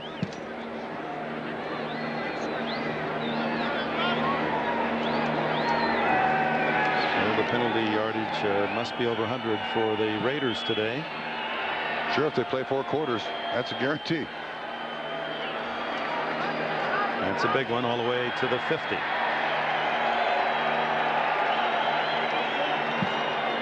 Personal foul, illegal crackback, number 82 on the offense, 15 yards, repeat first down. James Jett in the hats worn by the officials in the spirit of this throwback.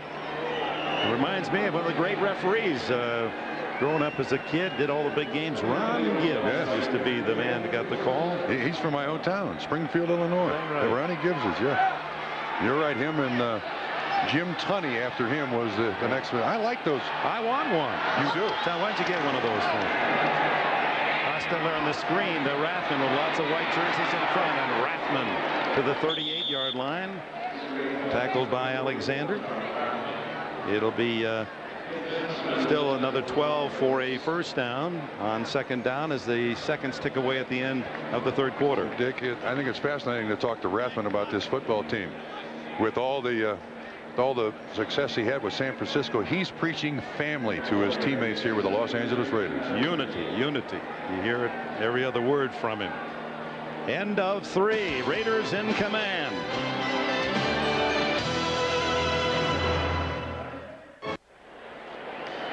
As you look at the score by quarters, Denver had the ball only 3 minutes and 14 seconds in that third quarter, still got 13 points.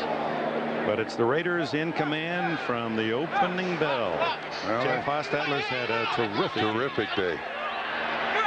So much for the bad elbow.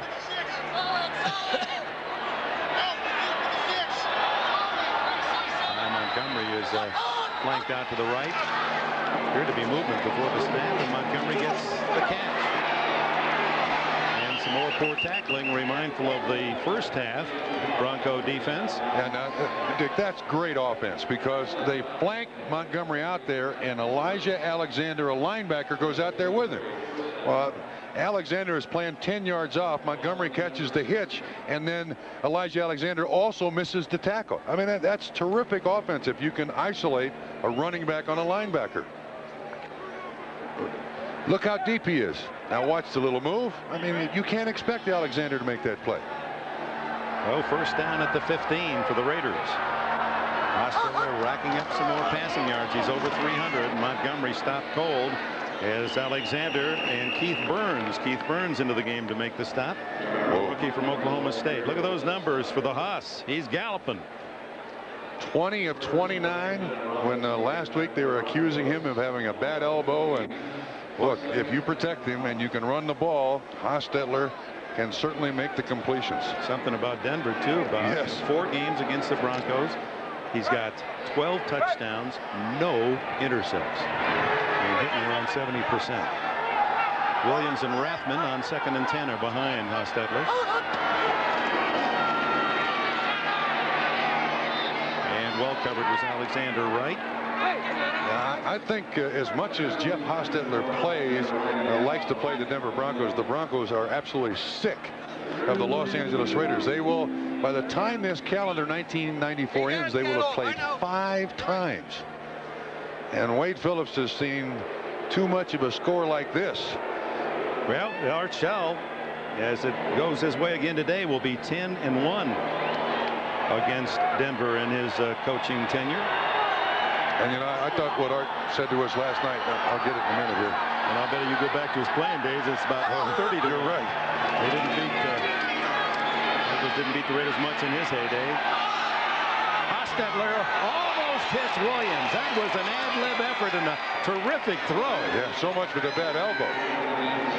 Wow, what a throw that was, because he saw Williams running the sidelines and just rainbowed it. That's that goal line play. Just he never gives up on the play, steps up, and gets pressure from 99 Dronette, still throws it out there, and almost a completion. Nice play, Crockett, or it is a completion.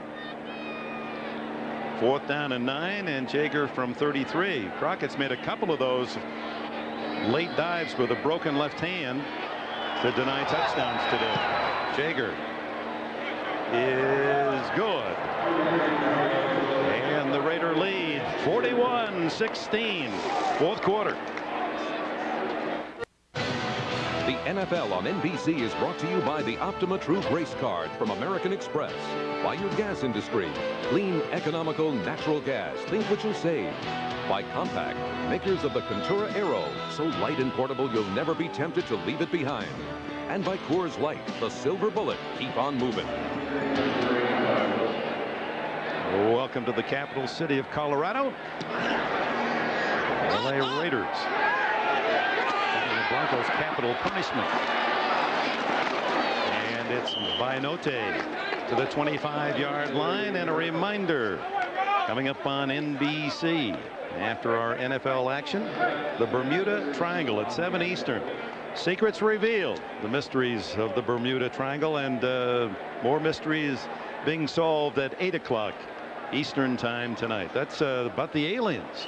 And I know that sometimes, you know, the way you talk, I got a feeling that you've seen maybe a UFO in your day. Yeah, in a former life, I think I did, Dick. I've recovered, though. I drink iced tea, that's all. Elway to Pritchard. And Pritchard, who fumbled on his last catch, is out to the 36-yard line and a 1st down. Well, the Broncos, unless a miracle develops, will be 0-3. And only 3 times in the 16-game schedule of the NFL that 3 teams rallied to get as far as the playoff. Jets, Buccaneers, and the Chargers. No huddle and another 11-yard game. Yeah, and the Raiders also in the prevent mode. That's not just personnel, that's also an attitude. Catch all you want, gentlemen. We're going to make the clock work to our favor. Just keep you in front of us. There's 2, 4, 6 defensive backs in the ball game. Elway can complete them all underneath. The last one to Milburn. Now big hole up the middle, and finds a soft spot to slide, and the Rockies outfield at the 34. Be the last time you'll see this baseball alignment here, so you can take a good look at that as well. They'll go to Coors Field if there's baseball next year. Don't say that. Well, don't say I know, that. but I mean, let's hope that that's the case. But Coors Field will be completed. Nolan Harrison rips him down. The 3rd sack by the Raiders today. He didn't have a second choice and gets up slowly. Harrison really put him to the ground. You're looking at the Denver Broncos franchise. He is the franchise. There are some who believe that he lobbied to get Dan Reeves out of here. He likes Wade Phillips as a head coach. He's in business with the owner of this franchise. Very successfully for auto successful dealerships that sold something like $150 million of cars last year. I think he's the most secure quarterback in the NFL, even with Troy Aikman's $50 million contract. 2nd and 20, and no chance for Cedric Tillman, who was being hawked by young James Trapp, the Olympic sprinter from Clemson. But in John Elway, you have one of those rare athletes who is also willing to take the responsibility when things go wrong. Son of a coach. Jack is associated with the Denver Broncos, has been for several years now. Told us that he knows a lot of the problems on this team are related to him. Willing to work hard to get them straightened out. Could have won the first 2. It was his big mistakes that you can point to. Flag down. This is little Jeff Campbell, a former Lion who grew up in the ski country of Vail, Colorado, to make the catch. 12 yards in the play if. And some of the knights of the keyboard here in Denver feel that maybe Elway has too much power with the team. True on the talk shows as well. Well, they talk about it's a balancing act. There's no question about that. Penalty is against Denver. Well, that denies a sizable Offside, game. 56 defense. 5 yards. Repeat 3rd down. Excuse me. Is against Andre Bruce. continuing to talk about John Elway, there was a time when this game was not fun to him. He tried calling his own plays when Dan Reeves was here. At least now it's fun.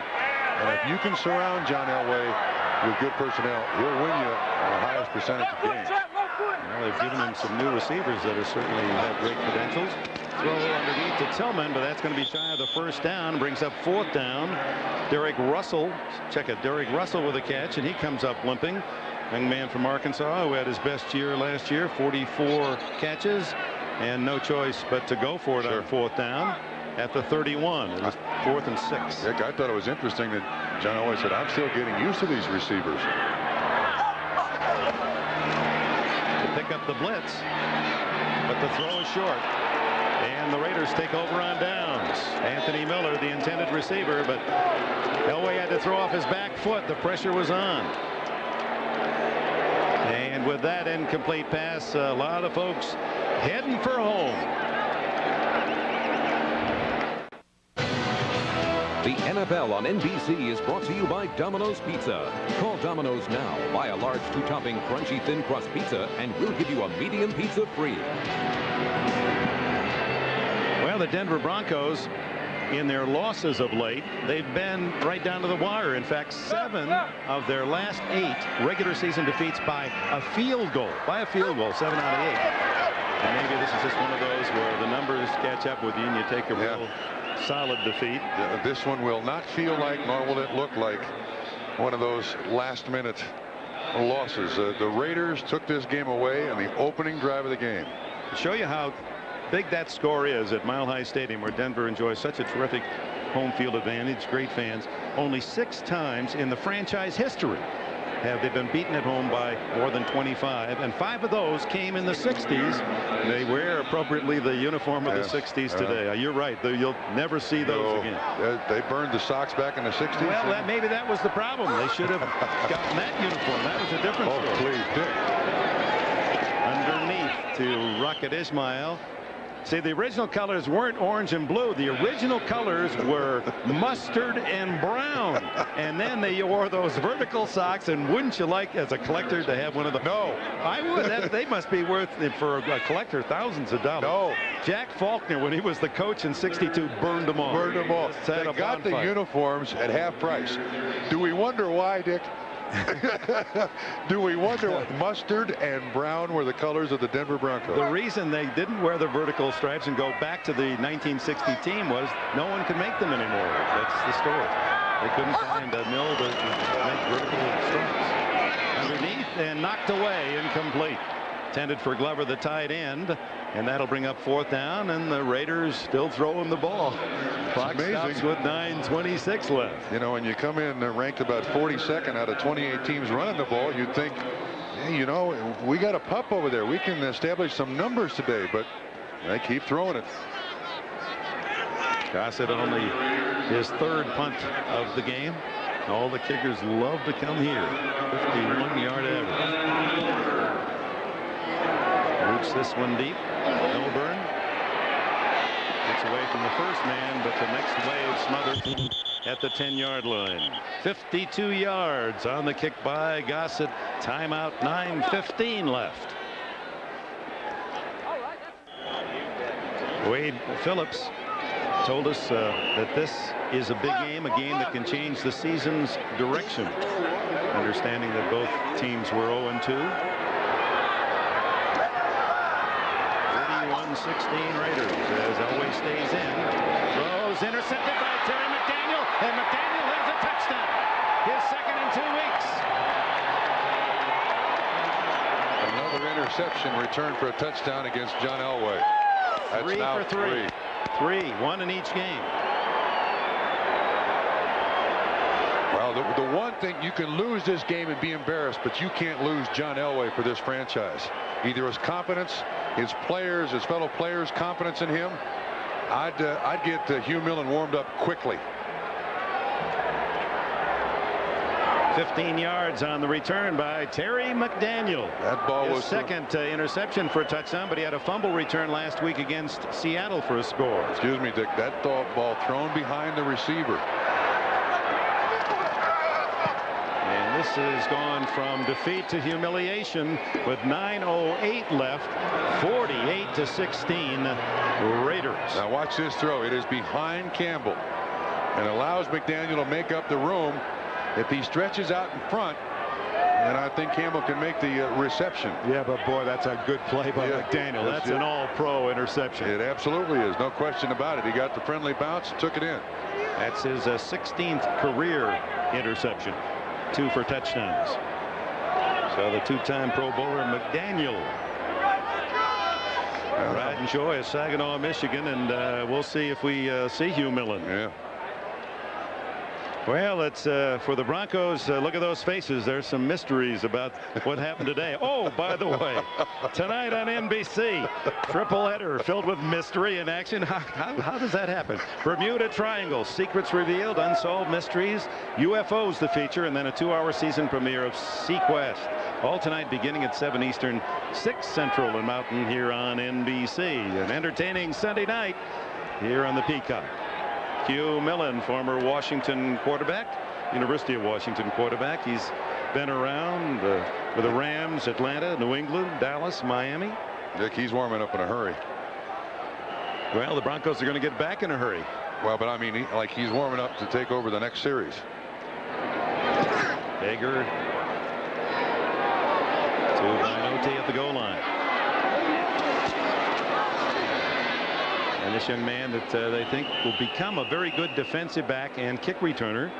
He's a project, of course, a running back all through college with the return. Butler Binote, he's 5'9" and 190, and Elway stays on the sidelines, and Hugh Millen, the quarterback. I think this is a very smart decision by the Denver Broncos because you need this kid, this man, and you also need the players' confidence in John Elway to remain intact, even though he's had a bad day. So now Millen comes in here and gets his share of snaps. Played in 32 NFL games. You saw his numbers. Unrestricted free agent. Look at him heading for the refrigerator. Millen to the sidelines and complete. Yes. With Mike Pritchard. He was a 3rd-round pick of the Rams 8 seasons ago. Never really had a chance to be the #1 guy. Yeah, when he was at the University of Washington, remember the arrangement that Don James had with him and another quarterback? Well, Stapler, Chris Chandler, they're all there about that time. Yeah, they were alternating back and forth. They couldn't really decide on the starting quarterback. Kind of cost him a high position in the draft, but quality player, can throw the ball very well. Very accurate as he is on that one. Out to Glenn Milburn, and a first down out of bounds at the Bronco 38-yard line. And his career statistics show that he's almost a 60% career passer. But he just never really got over the hump. You know, made that impression on the head coach that, you know, this is the guy that we can win with for the next 10 years. But this isn't a bad business now, being a backup quarterback in the NFL and moving from team to team to team. You do tend to get a bulge in your back pocket. Oh, you get about your wallet. I see. As you get traded, the numbers go up. Yep, they do. This one intended for Russell, short, and batted down by Nolan Harrison. Harrison's had a good game for the Raiders today, and that's Brian Habib down on the play. And that's something else. When you really take a beating, sooner or later, some players seem to get injured. Yep. Somehow, when you're winning big, you don't seem to get hurt as often. And you also feel it longer. I think Brian is, as Harrison goes up, watch the left foot. Yeah, at 74. So while protected, that's for the moment doesn't feel very good. Now this is going to be A little tough for the transition, but we were talking about John Elway and his dealing with the press, and he told us, he said he thinks that the press at least have not been so critical. Remember, you go back to Halloween, they were following to see what he gave out to the kids on Halloween night, trick-or-treating. He said with his auto dealerships that the commercials are kind of self-effacing. Well, they go like this. Here's Johnny. There's a new Nissan dealer in town. We're having a grand opening party. Can I help you? Work. So you need a catalytic converter for an 86 Accord? Presto. Is this a great place or what? Hi, Parts. This is John. What time? It's on its way, Max. Then this goes here. Any questions? I'll be back. Well, tough to even chuckle if you're a Denver fan, but that's the kind of fun he's having, selling autos here. Tillman with a catch, and that'll be a first down at the 49. They hope John Elway will be back. Without him, they're a long way from being a championship football team. And it doesn't get any easier next week, Monday night at Buffalo. That this is as poorly as I've seen John Elway play in a lot of years, and these three, he's now got 4 interceptions, 3 returned for touchdowns. They are big things to John Elway. Milburn, the intended receiver, but there's not a great one in Canton that didn't have a day like this. Well, but at the same time, I think part of John Elway's reputation was built on these games where he's displayed the ability to bring his team back in the 4th quarter. Well, in the first 2 games, suddenly that has changed. So there's a perception change of John Elway that he doesn't like at all. On 2nd and 10, Millen, and not having seen much duty with the Broncos, a lot of timing involved, especially when the Raiders bring the extra man. Yeah, that was a blitz, and I don't think Rod Milburn read it correctly. And Millen was throwing it away, but Milburn was not even looking back at the quarterback. How bad would this loss be if it stays 48-16? You've got to go back into the season of 1968 at home, when the Raiders won 43-7 here, to find Denver beaten so solidly. That's 196 games ago. It's going to be intercepted. No, 2 Raiders had a chance. Albert Lewis and Eddie Anderson. Now, the Raiders are difficult to play even when they're 0-2, but when they play the Broncos, you can just see the psychological edge they have. Opening drive of the game, Raiders run right up the gut. That's the old fox playing the chickens, and where's the field? Yeah. In the coop. We get to play in the coop again. Art Shell last night telling us that because of this 0-2 start, he second-guessed everything he did as a head coach in preparation for the season. He says you second-guess everything. We worked them too much. We worked them too little. They had too much practice time. Not enough practice time. 4th down and 10. Millen underneath, and Pritchard tackled a yard shy of a first down, and the Raiders will take over on downs at their own 42-yard line. Timeout. 7:24 remaining. Raiders celebration in Denver. Well, it was one of the big question marks coming into this game, the health of Jeff Hostetler, and he has answered boldly with a solid game plus. 21 for 33, well over 300, 4 touchdowns. That's the bold print tomorrow when they summarize the NFL play of today. Yeah, what elbow. Now it's Vince Evans at the 43, takes over, and Harvey Williams picks up about 4 up the middle. Evans, the 2nd oldest player in the NFL and the oldest quarterback at 39. Jackie Slater for the Rams, a touch older. He's hit the 4-0 mark. Great tackle. I think Vince Evans wore this uniform when it was new. Now he's wearing it when it's old. Didn't even have to order it. He had that one in his closet. Took it off his wall. Says, which one you want, Al? I'll save you some money. Sure. Oh, by the way, we got Al Davis from the there's the 63 uniforms, which is the first year Al Davis was the coach and general manager of the Raiders. He came up from San Diego, where he was an assistant under Sid Gilman.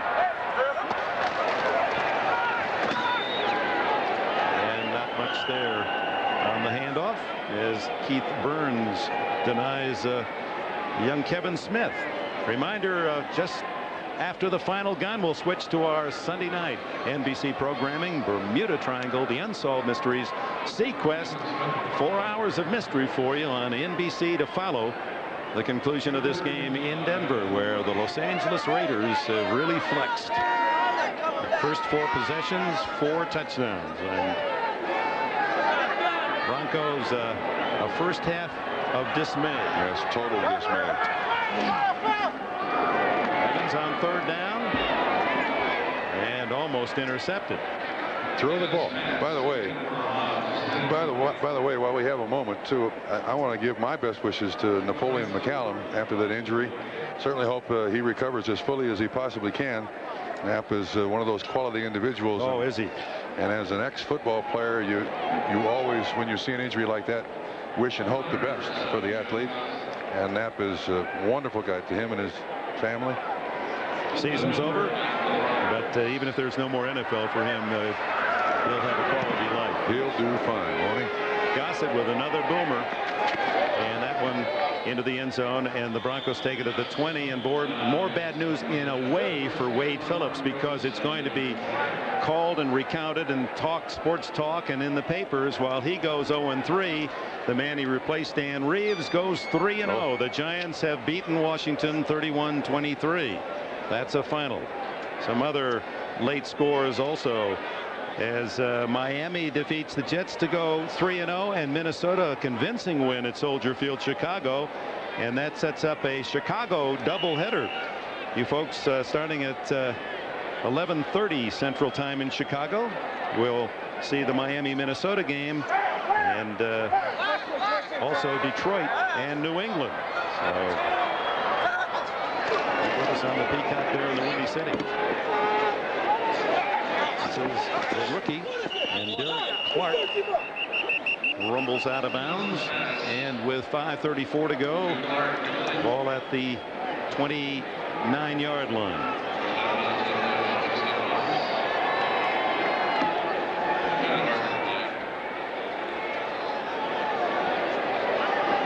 Penalty against the Raiders.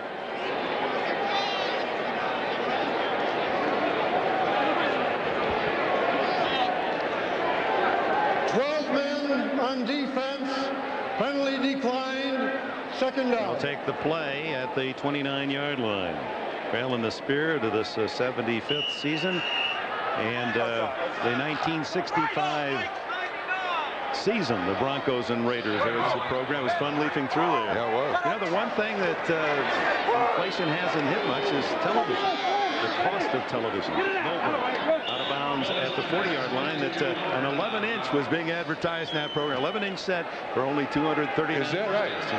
The time changes. All of us, yes. You, Bob Trumpy, and even Al Davis. He was the coach and general manager in '65, and Al today, the Oakland Raiders to the Los Angeles Raiders. Yeah, what surprised me about that Game Day magazine was Willie Brown, the Raiders Hall of Fame defensive back, was on the Denver Broncos roster. Penalty flag goes down as there was encroachment. Another final, the 49ers, no surprise over the Rams, 34-13. How about Deion Sanders? See his name anywhere there? Now that, well, we got Al Davis in the press box. That makes, I think now by count, 58 consecutive games on NBC that we've shown Al Davis at least once in the press box. So that's another NFL string alive. Before the snap, 81 offense. And you can tell when he's happy because he keeps his hands together. That's one way you can tell. Oh, at the 35-yard line. Okay, enough. Remember, we go there next week now. Well, that's right. And we're keeping the consecutive string alive. 4:56 to go.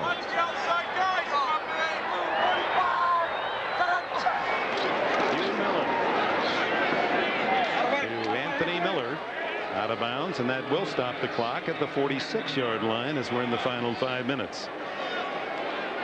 Miller, who was wide open early and has tremendous speed, and the Broncos made the big offer as a free agent, and That came only after they were denied Tim Brown. They went for Brown first, and the Raiders matched the Tim Brown offer, but the Chargers did not. So Miller here in the Mile High City. He's not played very well against the Los Angeles Raiders on previous. This is Milburn squeaking through a hole. And the Stanford man alertly gets out of bounds at the 41-yard line, and a first down stops the clock. As I was saying about Anthony Miller, he's not played very well against the Raiders in previous seasons with San Diego. Today, just 2 catches for 26 yards for Anthony Miller.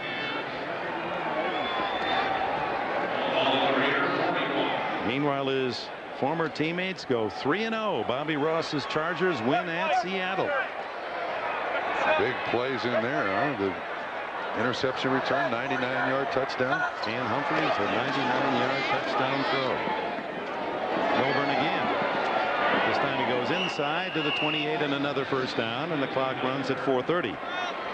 Tackled by Greg Biekert, a young man who played college football at Colorado. And he was the man who, I guess, the reports we've heard is a one-punch knockout of Scott Davis. And we hear now that Davis is going to return the defensive end tomorrow to the Raiders. Yeah, but apparently there is some conversation amongst the Raiders that, wait a minute, he's left us twice before. Why are we bringing him back here the 3rd time?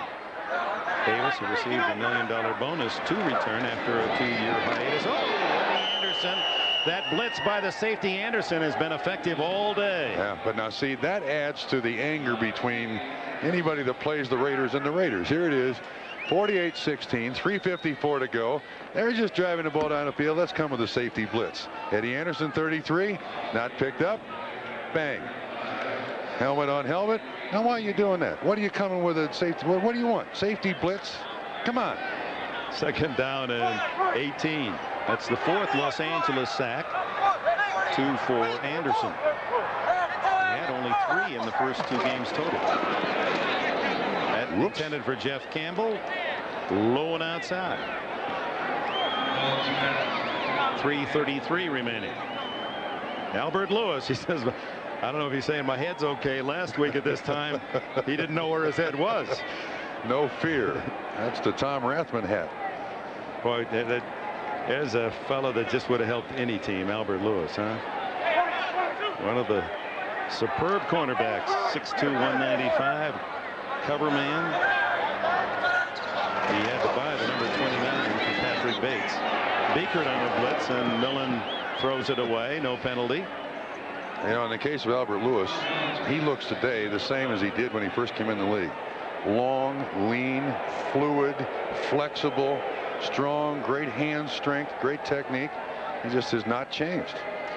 And Art Shell, who doesn't say a lot, just said a pro's pro. That's all I can say. Ronnie Lott spent a little time with the Raiders. And then Albert Lewis among the active players with the 38 interceptions. We don't know if Eugene Robinson had one today up in Seattle. So 4th down and long. 18 for a first down. Great catch by Pritchard, but well short at the 24, and the Raiders take over on downs with 3:20 left. Well, the executive producer of NBC Sports is Tommy Roy, the coordinating producer of NFL football, and the producer of today's game, John Faratzis, directed by John Gonzalez, associate directors Ed Fibashoff, who did the editing on the on that John Elway piece, and Jeff Jacobs, technical director Mitch Geller, our production associate Bill Herbstman, statistician the slingshot Ross Schneiderman, production manager Tim DeKime, and our technical manager Art Parker. Thanks to all the men and women NBC Sports here in Denver today. I'm sure that overtime check will be in the mail as this game well beyond the 3-hour mark. And the Haas in Bronco land, Jeff Hostetler. John Elway thinking about a lot of things. One bad Sunday. Well, if Tom Rathman wants unity and bringing the team together, there's nothing like a victory such as this. Everyone did something, offense and defense. And they kept telling us last night, you know, Dick, we're not that bad off, but always. Wait a minute. Vince Evans just took a timeout. That ought to be at least a 20-yard penalty. They only had 10 men on the field.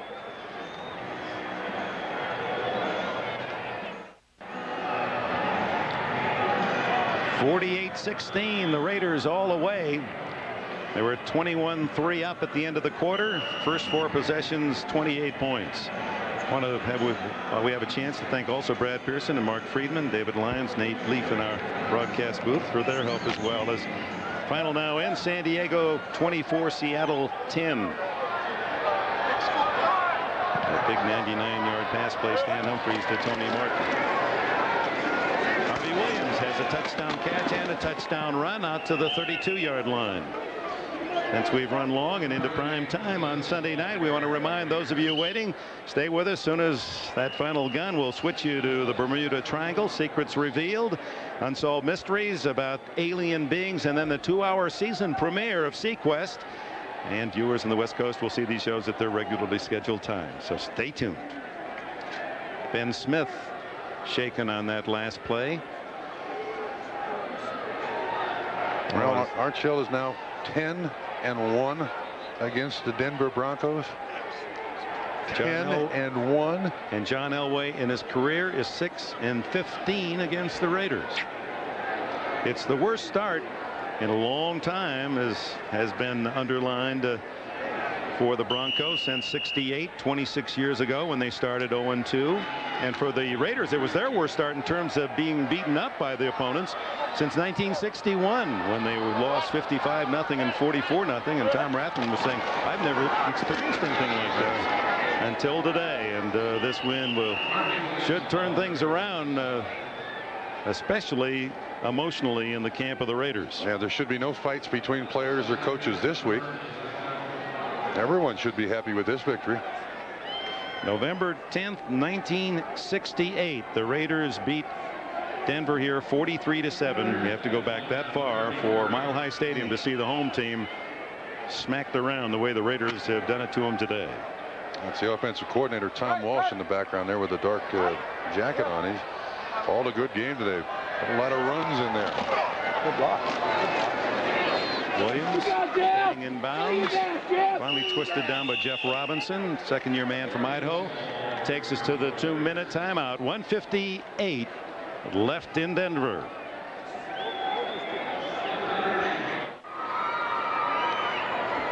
Los Angeles Raiders. The defense did a lot of good things today, and the numbers for John Elway will reflect that. This is Seats Quest.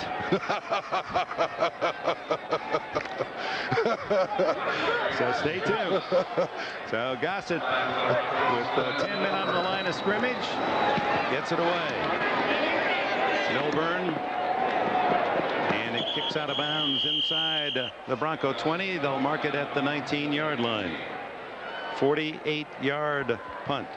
And for Denver the rest of the way at Buffalo next Monday night. The Bills 2-1 after losing their opener. Then a bye at Seattle, Kansas City here, at San Diego, Cleveland at home. Ooh. For that Buffalo game of the bye week. And for the Raiders, San Diego at home. We'll have that one for you here in NBC, second half of our doubleheader.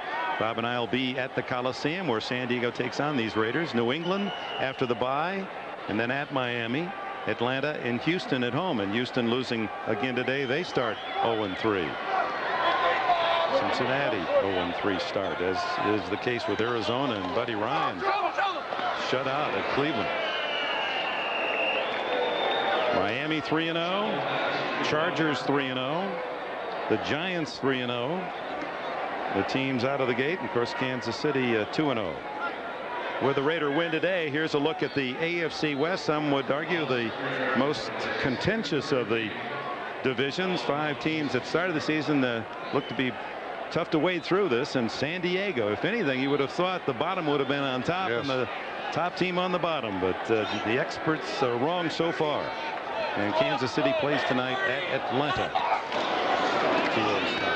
Milburn twisting for 1 or 2 yards. And Dick, I think when you look at the Denver Broncos here, they thought they had problems just on the defensive side of the football, but this performance today, they got problems on both sides of the football.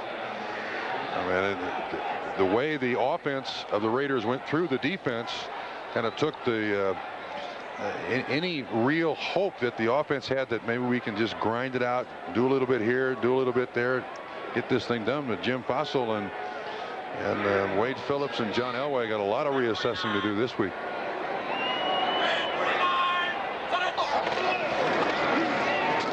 Milford on the run again.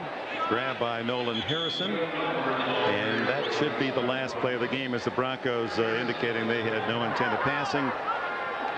As the final seconds tick away, the Raiders, after being off to a miserable start, provide convincing evidence that they will be a factor in 74. And they were led by that man, Jeff Hostetler. The final 48-16. We'll return to Mile High Stadium right after these words.